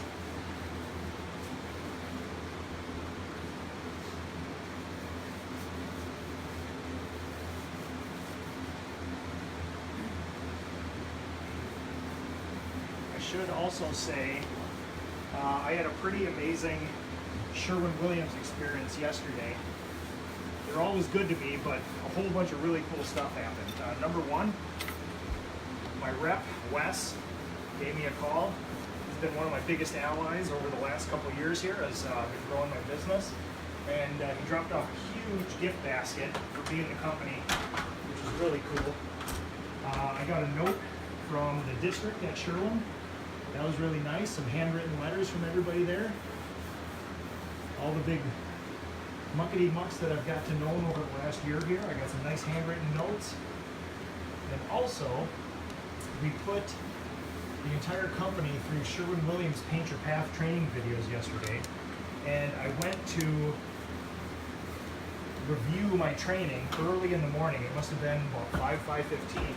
So I went on the Paint Your Path website, and I was going through the videos again, organizing my thoughts, making some notes for the training during the day, and I found that there's a broken link.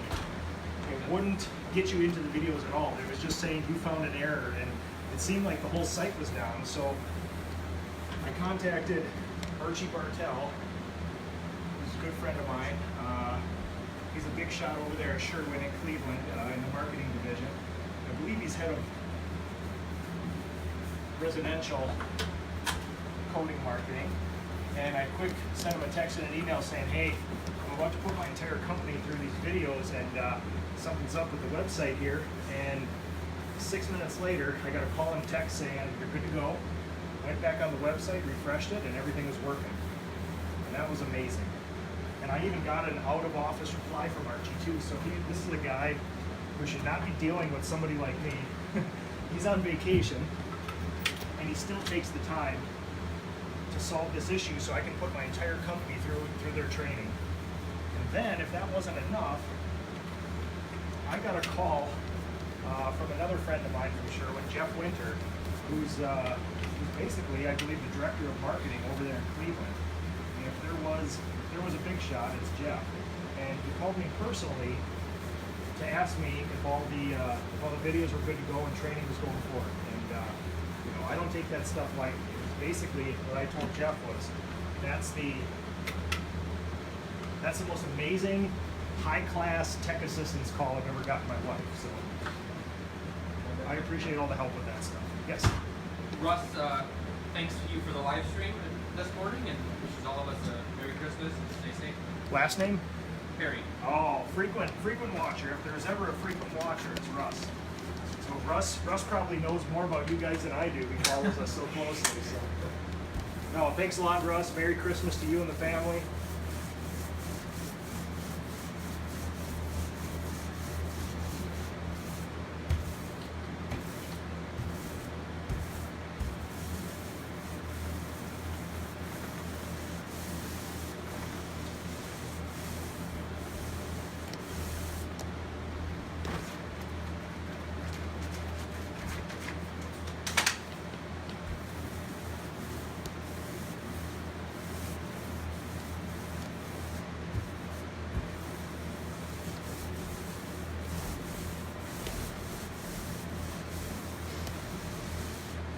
That and a couple weeks prior to this,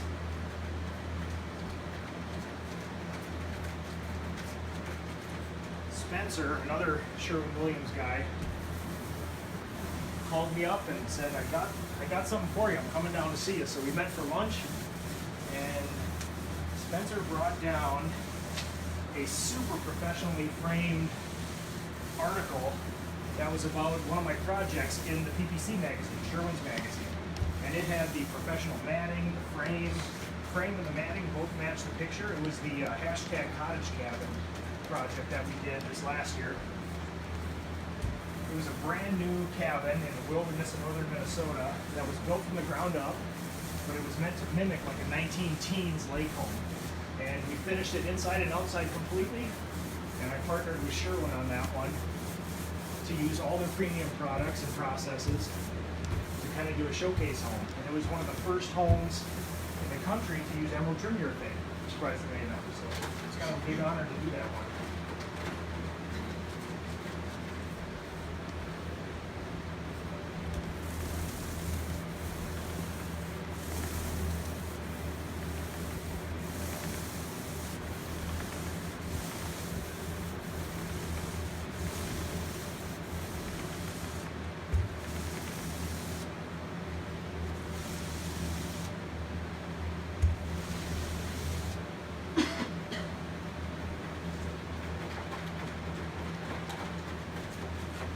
People were asking about pricing before too. I will actually be going to Missouri mid-January. Sherwin's sending me down there to do a one-day speaking engagement, lecture sort of thing.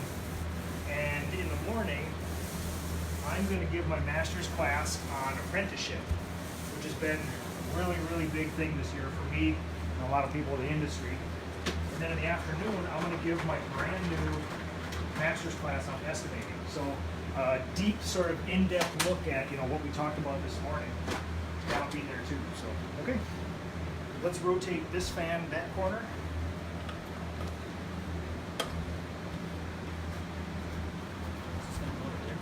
Yep.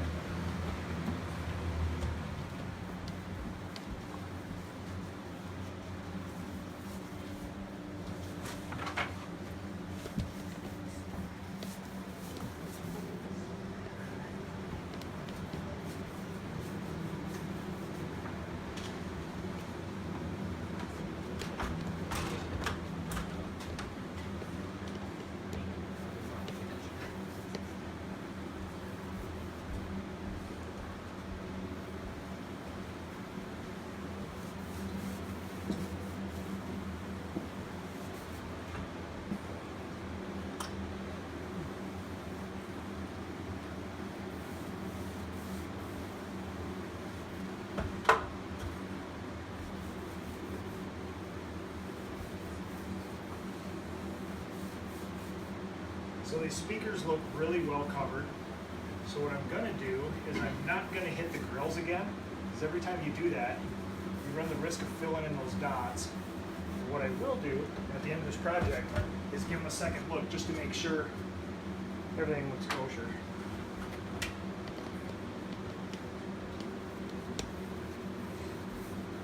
And Mike asks if there's any tool that you'd be, if you had forgotten, you'd be willing to drive back to the shop for. Favorite tool? Paintbrush? No, honestly, if I was left with, I'm trying to think what you absolutely couldn't do. You could get away without a painter's tool. You can just take more time and get your fingernails in there and press it down. Screwdriver, you could use a pop tab if you needed to, or you could just taper on the outlets, which wouldn't be quality, but it would get it done. Minus the big painting tools, I mean, if you left a roller or a brush or a ladder, those would be like the absolutely, but I'm trying to think of, I know the spirit of the question. I would say my life would be a little bit hell if I forgot a screwdriver, or I didn't have enough drop cloths, or a light. I think a light would be that one thing where, not necessary, but there's such a big difference between patching and sanding with a light and not. I would probably say, listen, you know, and probably the same advice I would give you guys. So, when you guys ask me a question, normally what do I then say or ask to you? What would you do? What would you do? And then it's usually preceded by, if you have to ask, you know the answer. And the answer is quality always wins. Go back and get it.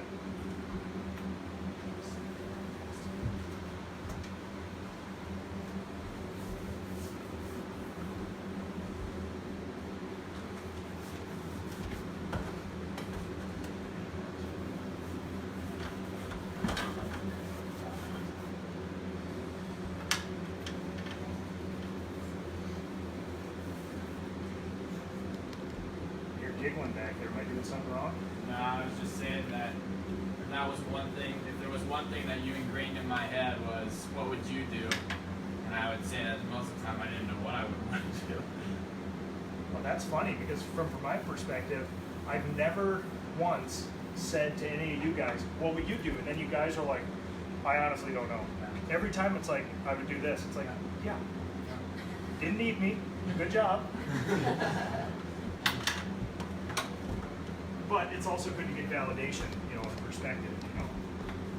Because again, I like that you guys ask questions like that because again, the goal of this business is to push quality as far as we can and push business, profitability as far as we can. And questions like that let me know that you guys are taking into account both. Because most of the time, when a question like that comes up, it has to do with something about, if I have to go back to the shop to get a light, I'm probably not going to hit my budget. And then I'll say, what's the lesser of two evils? Not hitting your budget or not doing a good job for our clients. So I like that questions like that come up.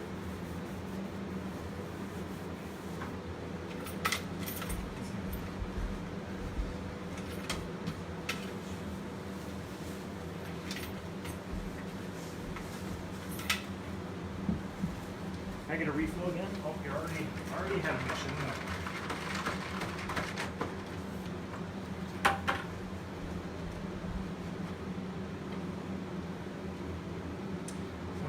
Biggest cleanliness mistakes that new apprentices make is when they pour out of a 5-gallon bucket, they'll just snap the bucket back and leave it there. For anybody who's been around long enough knows that you'll get 12 drips coming right down the can, and then they hit those ridges and they'll fall onto the floor. Then you step in those, and then you go out for a break and you get paint on the floor. So brush and wipe all the time.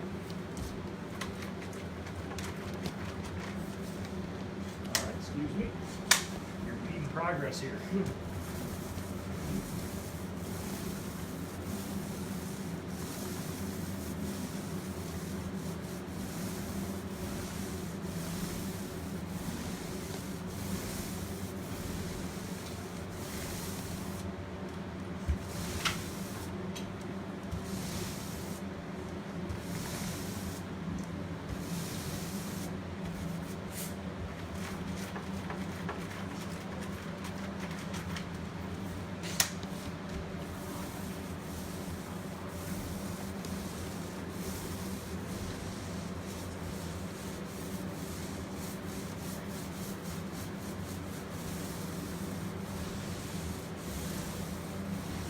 So I think, you know, from doing training over the last 2 years, I think the one thing I noticed that we can probably make the biggest improvement on, and that most brand new apprentices can make the most improvement on, is just tons and tons of wasted effort.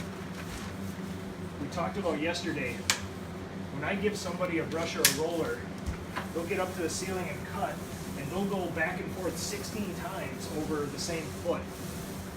And after 2, maybe 2.5, you're kind of done, and everything past that is just wasted effort. So, you know, if you're going 16 times back and forth, you're putting forth probably 6 times more effort than you need to, taking 6 times longer.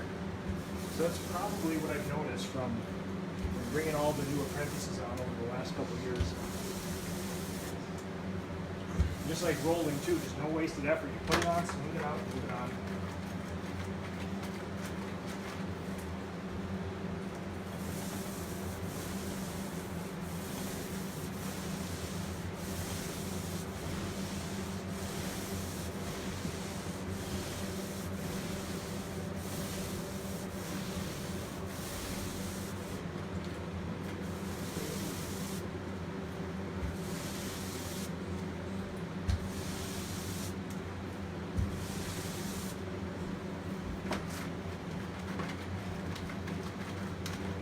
No complaints about the fans yet? Nothing. Good, good, good. So you know you're doing it right if you can't even hear yourself think the fans are so loud.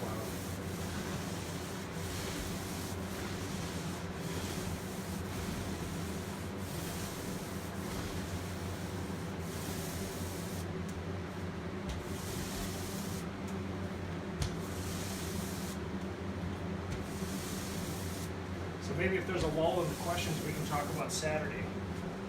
So for those of you who are going to that job site Saturday, John, you going? Yep. Okay, so you'll be the point man for that. Yep. Give me your plan. My plan is to get there. Once we get there, have all the whoever's working with me.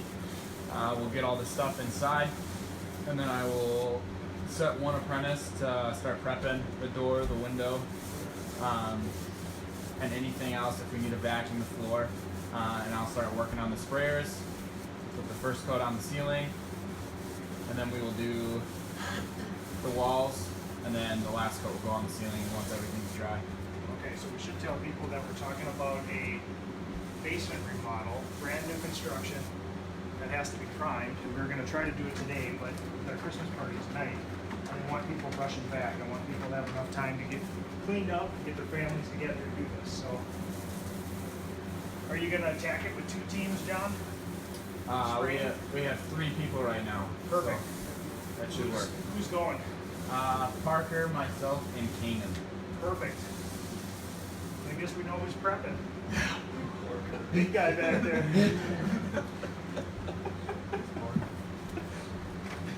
I could use a refill again, guys. Don't be so light on the pour this time. Sorry. So both Willie and Brian are asking about how large your roller is. Willie says, is it only 9-inch rollers you use, Nick? I like the 3-inch pretty white dubs, but in 12 inches. Pros, cons? So here we can't, at least I'm not privy to a 12-inch. We have 9-inch, we have 14, and we have 18. And honestly, people ask this all the time. Why aren't you using an 18? Why aren't you rolling from a 5-gallon bucket? Why aren't you rolling from something else? And honestly, I don't know that it would save that much time on a single bedroom repaint. Like when we go do big new construction, we'll use bigger rollers. But I don't know that you'd save a noticeable amount of time on a job like this. So we default, again, one of the hallmarks of my business is simplicity. And I try to keep everything simple. So for interior painting, we have one brush basically. And that's this Purdy here. And we basically have one roller cover, one size, so that all of our stuff is modular, readily available, ready to go. And I don't know the benefit of having a whole bunch of 18-inch things circulating would create that much more profit for me, or production, as opposed to an entire company made up of people using 9-inch stuff. So that's my thinking. If it would make a material change, I would definitely do it like I do construction.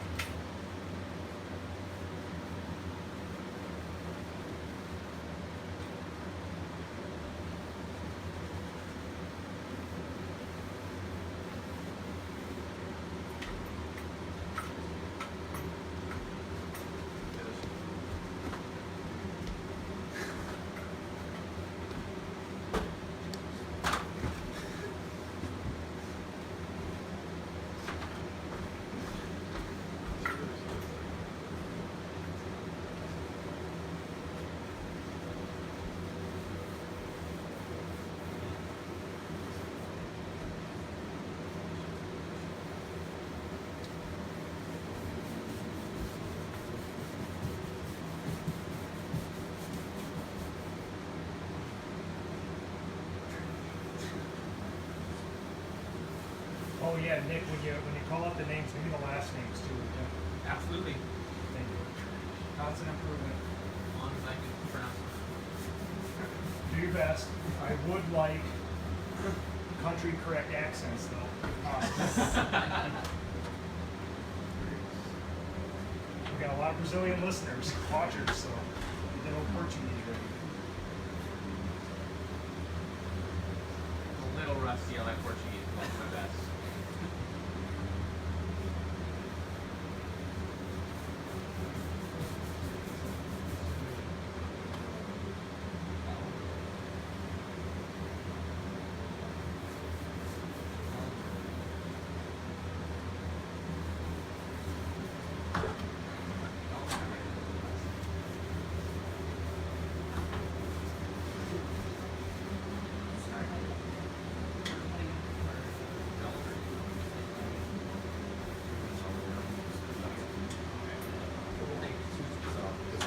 Are you want to jockey these fans around here?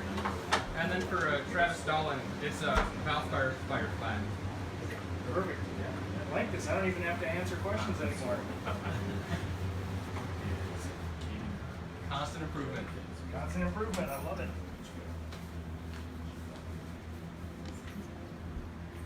I probably should say it's Valspar's fire plan enamel too, because I got my Bluetooth in, so I don't know if that phone's picking up any audio from you over there, Nick.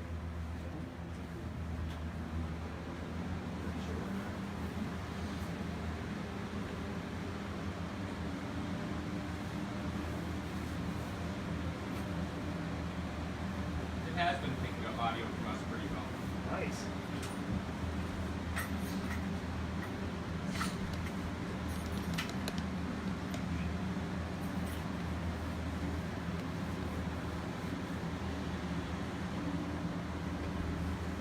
There's like a 15-second delay from when I say it and I hear it, so I have no clue until it comes through my earbuds.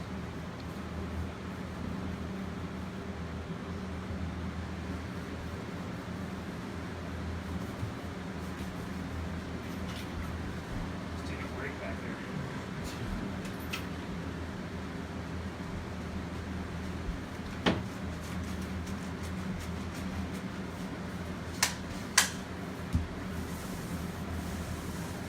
When you're hungry, we'll get you a sandwich, but you can continue at work. Can't stop moving though. Both times. You're looking at that time budget. Everything about that says eating a sandwich and cutting with one hand. And then Andre Almeida asks what the typical drying time between coats is. You know, as soon as the stuff is dry enough where you could scuff sand it, I recoat it. So there's not many times I deviate from the technical data sheets. Standard interior wall paint is usually one of them, where the drying time that they list, over 20 years, I've not seen any huge failures or differences in finish based on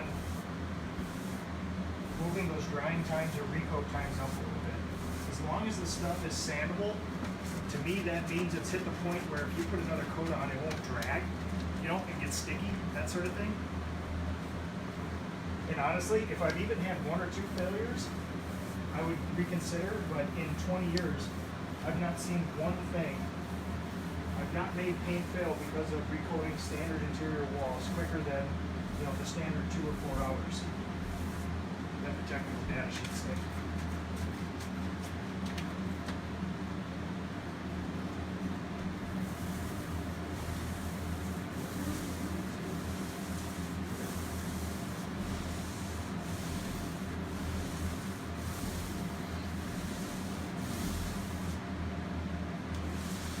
That was just a little too far to push.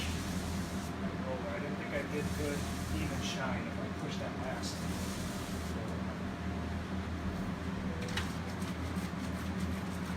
Do a half roller.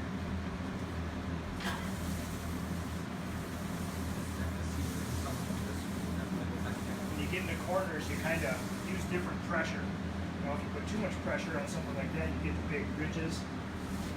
So you kind of ease it on, put a little more pressure on the left side of the roller for that.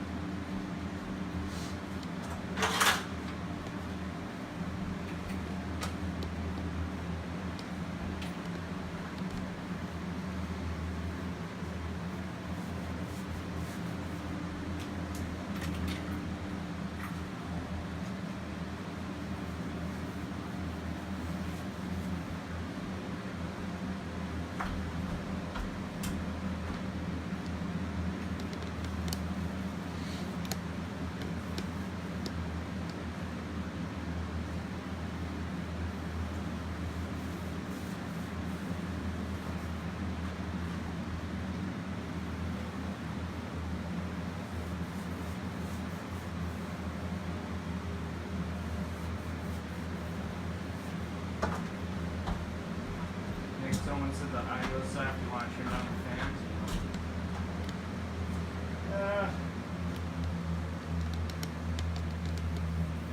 Let's see what else here. Yeah, you can turn those fans off. That's fine. This stuff will dry. It usually dries a little quicker on the second coat. Anyway, then we don't need to recoat it again.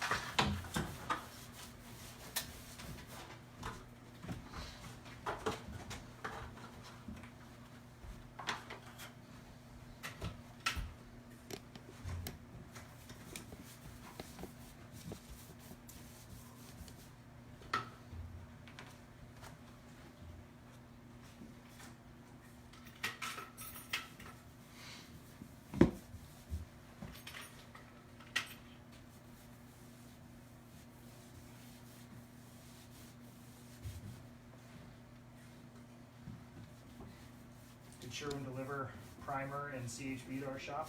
Yes. Good. Do you remember how many? I think there were. There was. I know there were 6 5-gallon buckets. I know there were CHP and primer, but I don't know how many were of each. Okay, so make sure you go through our stock and use up the existing stuff first, right? Yes.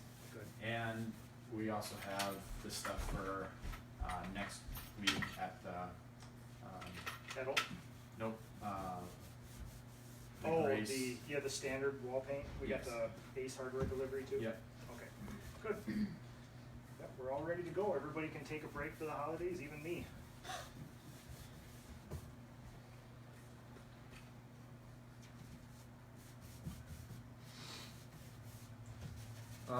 Yeah, absolutely, Willie Dunbar. We can do that. Just take a close up of the trim before we pull out here. Oh, he wants to see our lines? Yes.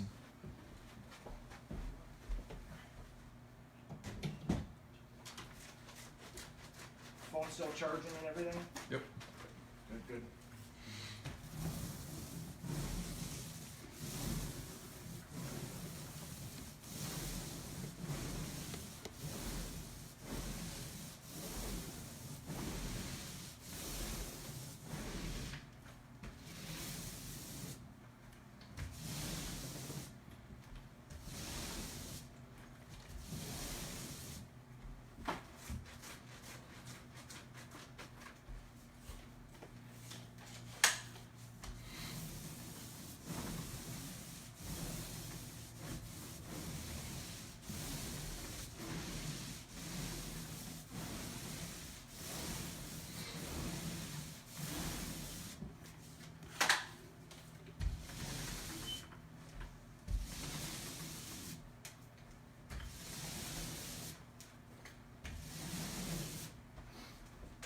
Somebody want to go locate a vacuum?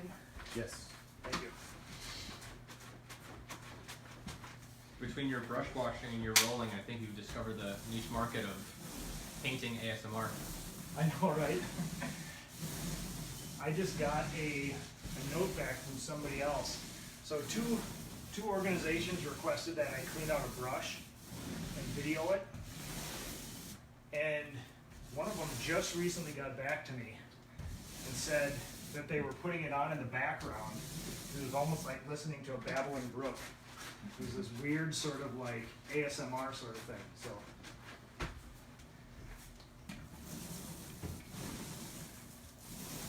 yeah, as long as you know what you're doing, this is almost meditative. You know, if you constantly have to be thinking, is this what I'm doing right, or what's the process, or any of that stuff, it takes you out of it. But when when you know the process and it goes from muscle memory, you got a lot of time to contemplate. Vacuums in the hallway. Perfect, thank you.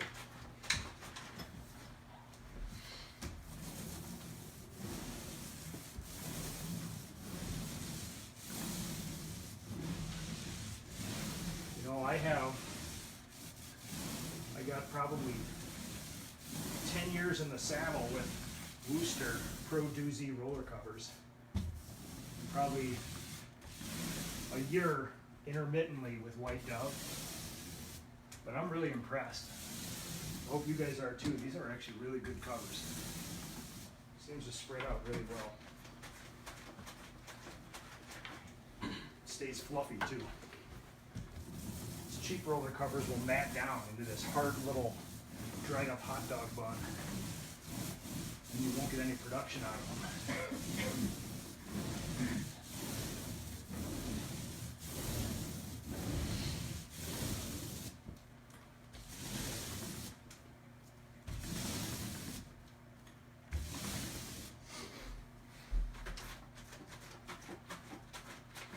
I know someone earlier said long ago, or asked what kind of price you were looking at for a good roller cover up here. Yep, so this is gonna be super unsatisfying. So these retail for probably, what do you wanna say, $5, $6? Yeah. I think we get them for like $1.50 or $2. But yeah, any person off the street, if you're just a homeowner going to paint one bedroom, for $6.75 to have a roller cover that will probably last you the rest of your life, it's cheap insurance. So time check. 32 minutes. Took me 32 minutes to put a coat on a room. Divide by 4, 7.5 minutes per wall. And it's 10:22. Is that correct? Did it take? Yep. Okay, all right, so now tape comes off.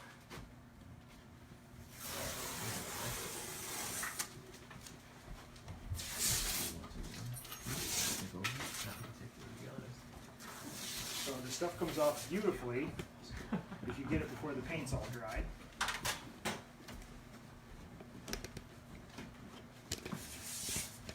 Got a little tear right there.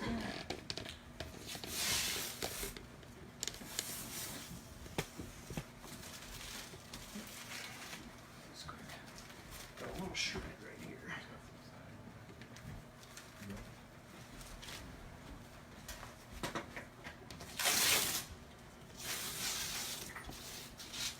And if you get good overlap and you keep this stuff continuous, it normally comes up in something that closely resembles one strip. Feed it.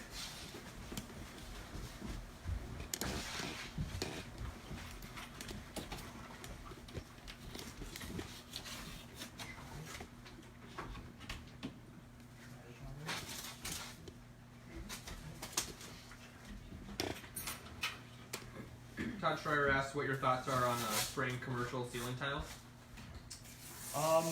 So, like the best way to do it, I just had this discussion with a radio station the other day where they were concerned with the acoustic properties after you spray them. I've done those by brush, by roller, and by spray. And if you have to paint them, spraying is going to be the best, not only for economy, but so that you don't fill in the tiny little pores. You're not going to fill in, even with a roller, you're not going to fill in those big crags, but you will fill in, like there's all these little pinprick sort of holes, and you will fill those if you get the roller out. So I've sprayed them with a sprayer before, airless sprayer, and not had an acoustical fall off with them. So I would definitely do that. Okay, did I miss any tape? Looks good. Okay, switch plates it is. All right.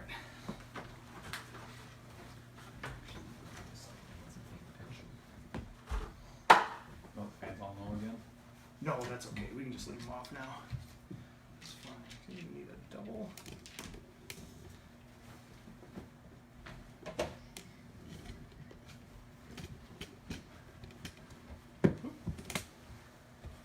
I'm so nervous.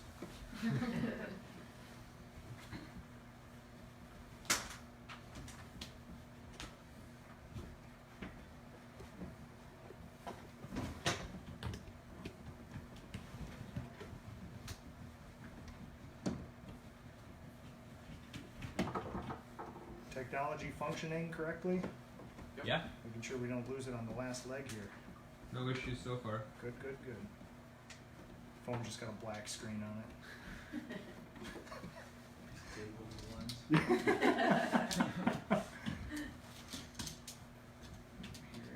is.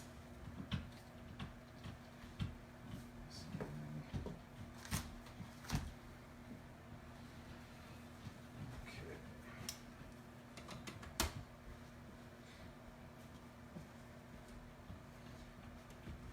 Looking at that dried paint on that coax one back there.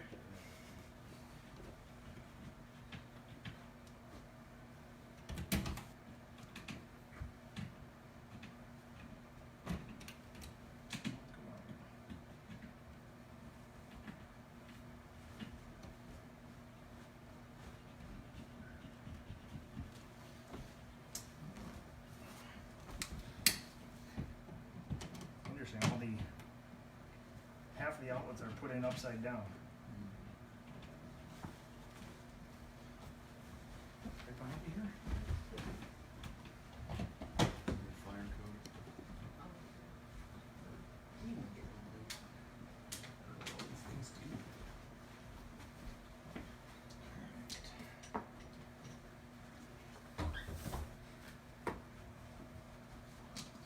Two of these. Alright, right behind you guys here.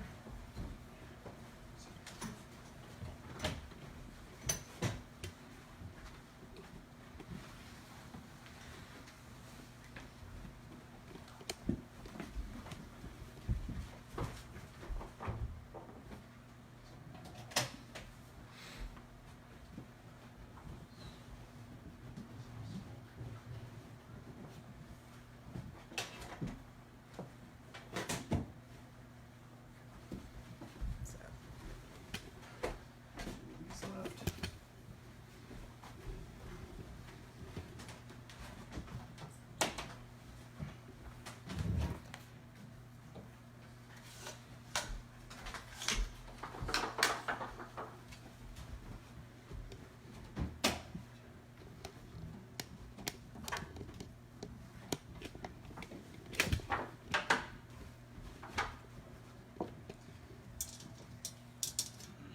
Take this guy. Alright, so vents, never looking up into the louvers, always switched up, going down like this. Clients don't like to look up into their unfinished vents. Put this in, be careful not to scrape it against the wall or anything. Trying to find, there we go.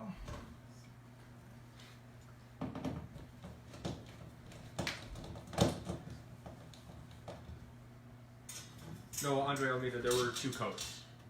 Yeah.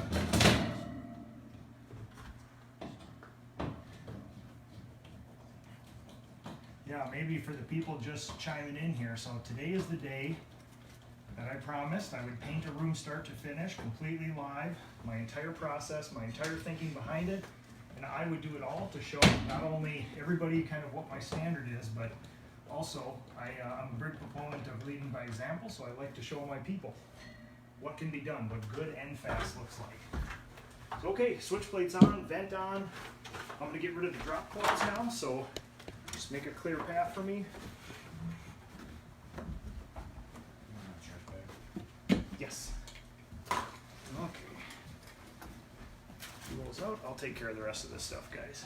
Nick, maybe if you just want to man the camera. I'm just gonna start clearing out.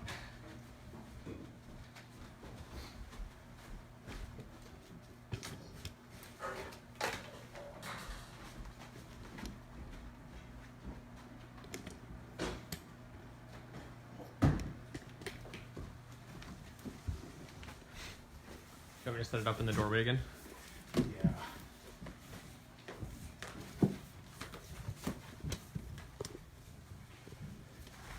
Okay, cord out. No more miscellaneous tools left over.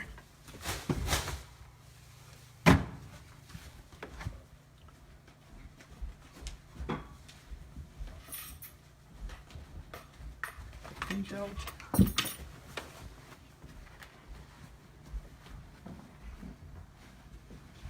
Everything has a process, even folding drop cloths. You pull them away lightly from the wall so you don't get any dust back on the wall. Fold every one of our drop cloths the same way.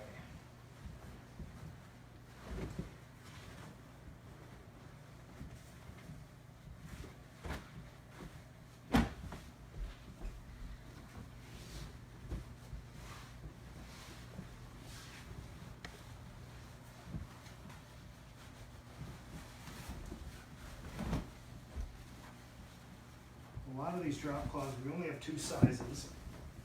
So again, in the spirit of simplicity, we have runners and we have big sheets. And what I do is I only buy one type of drop cloth. I buy those big sheets and I cut them into 3s for runners. So this one here, you can see the cut edge. This is one of those big sheets cut into 3. So even in my purchasing as a company, I buy one type and then we make 2 different types out of it just to keep things simple. And we usually buy, I want to say they're 13 by 15, 13 by 16, 15 by 18 maybe, but then the heaviest canvas we can get. Notice one of my cords had some paint on it. Try to paint and shed a little bit.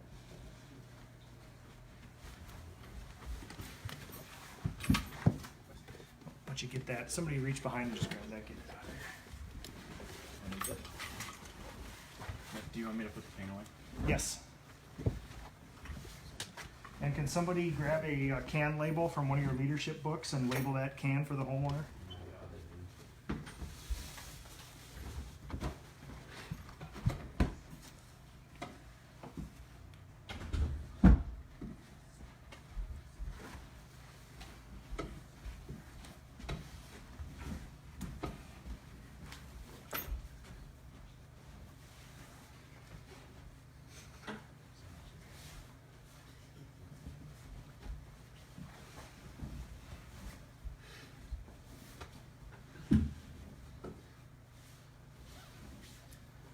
Big sheets take a little more effort, especially in a cramped room. It's good to have everything neat. Over the corner.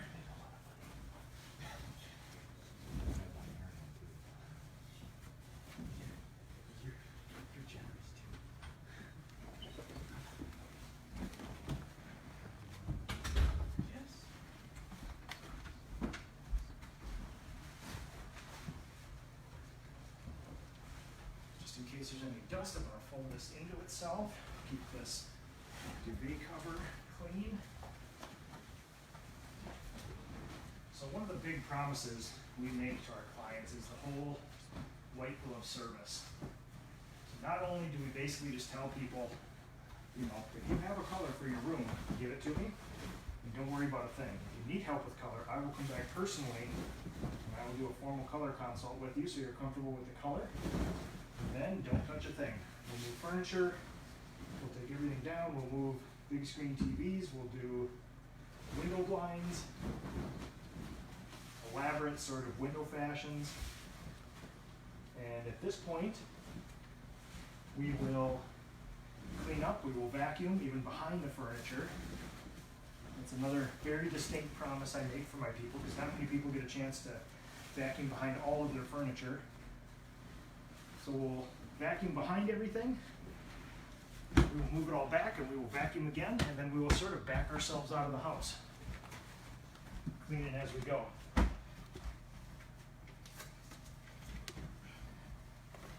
Okay.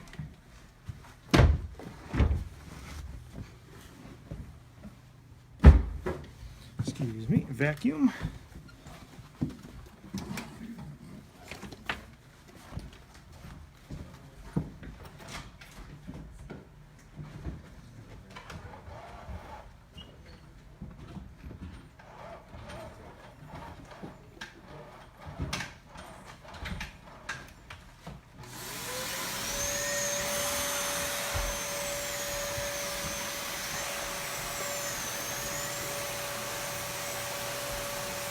So we'll start from the back of the room,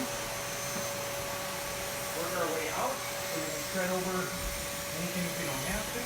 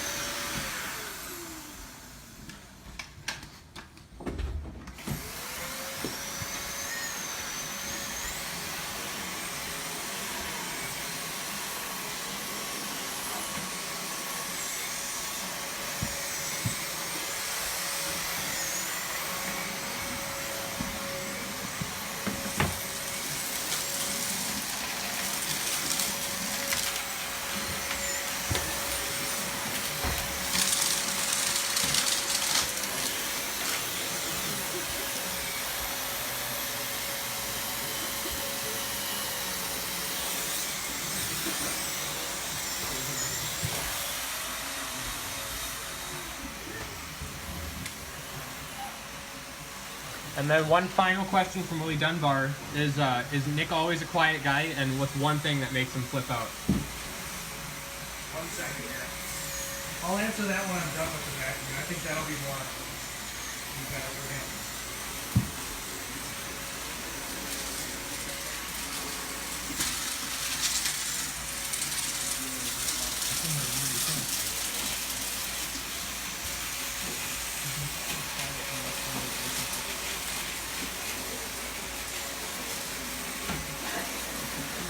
The apprentices seem to be consulting on that last question there.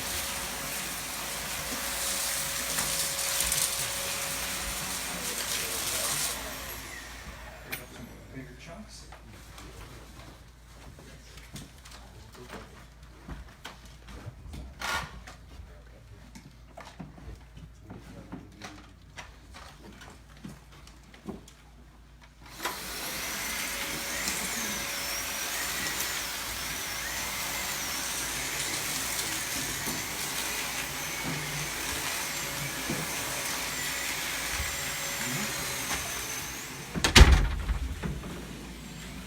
Locked out.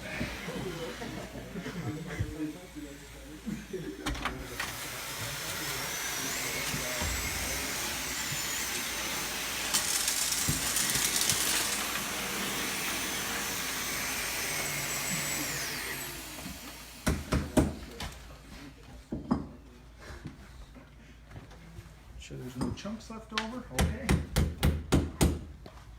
Good.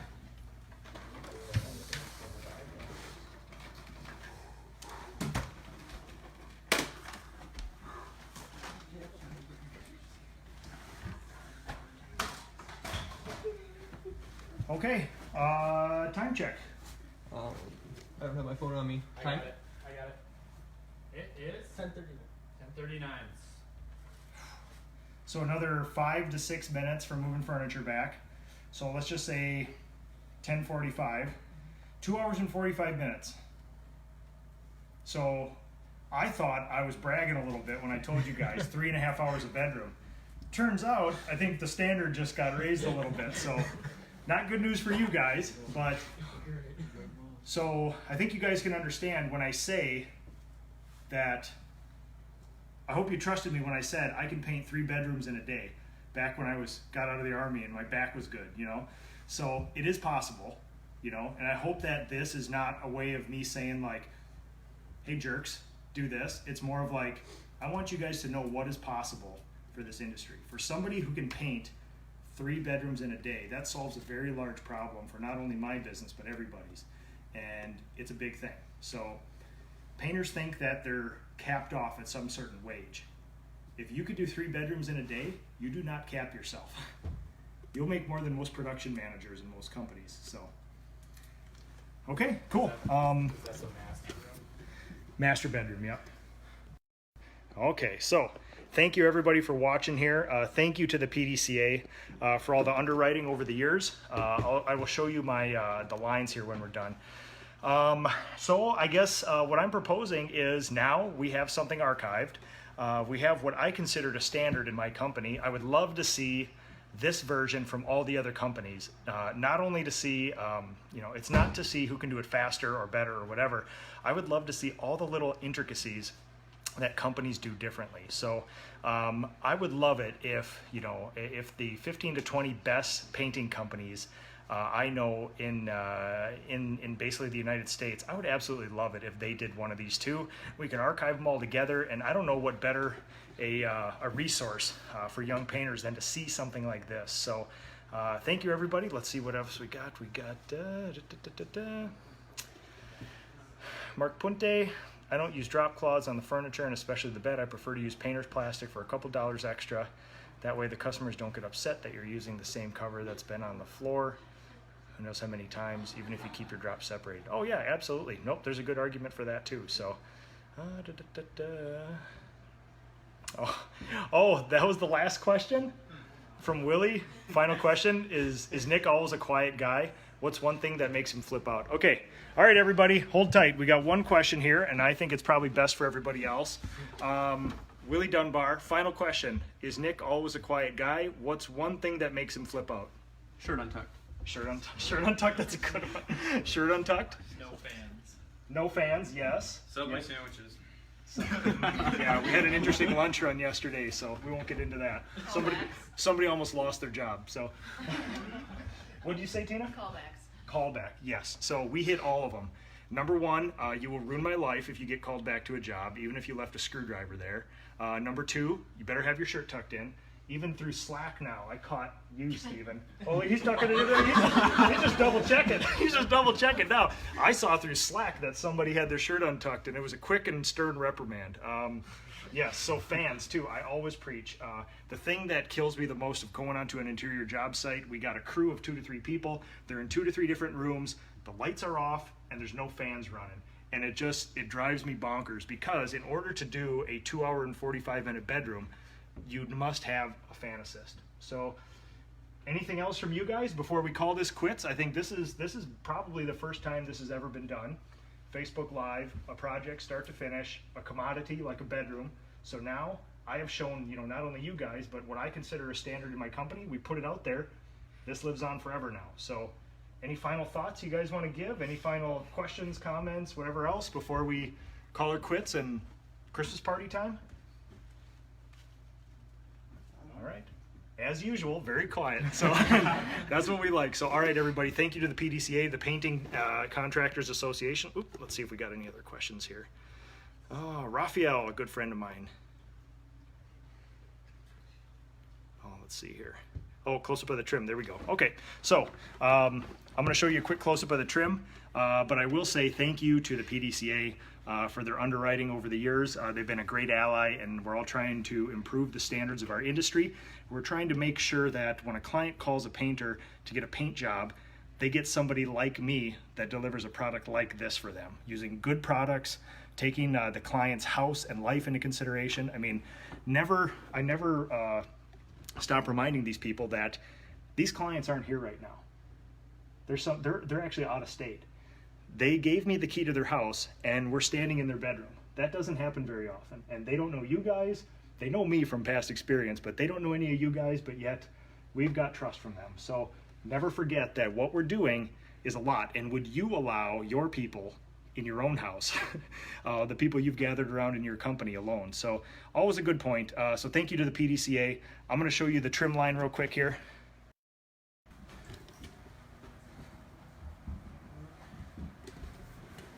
A little bit of baseboard. A little bit of baseboard here.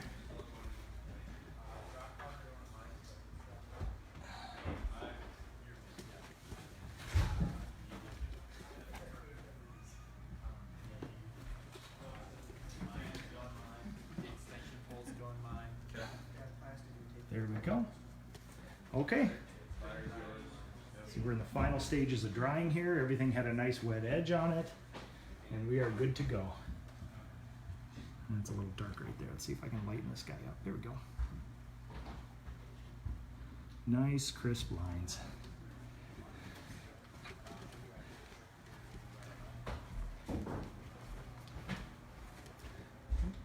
duct tape does a hell of a job. Okay. Oh man, they're asking for a song. All right, what song is it? Jingle Bells. You ready? Get in here. Get in here. You're fired if you're not in here for this. All right, everybody in here on 3, Jingle Bells. All right, most beautiful singing voices you've ever used. 1, 2, 3. Jingle bells, jingle all the way. Oh, what fun it is to ride in a one-horse open sleigh. Hey! Jingle bells, jingle all the way. Oh, what fun it is to ride in a one-horse open sleigh. Merry Christmas, everybody. Have a good 2019. Peace out.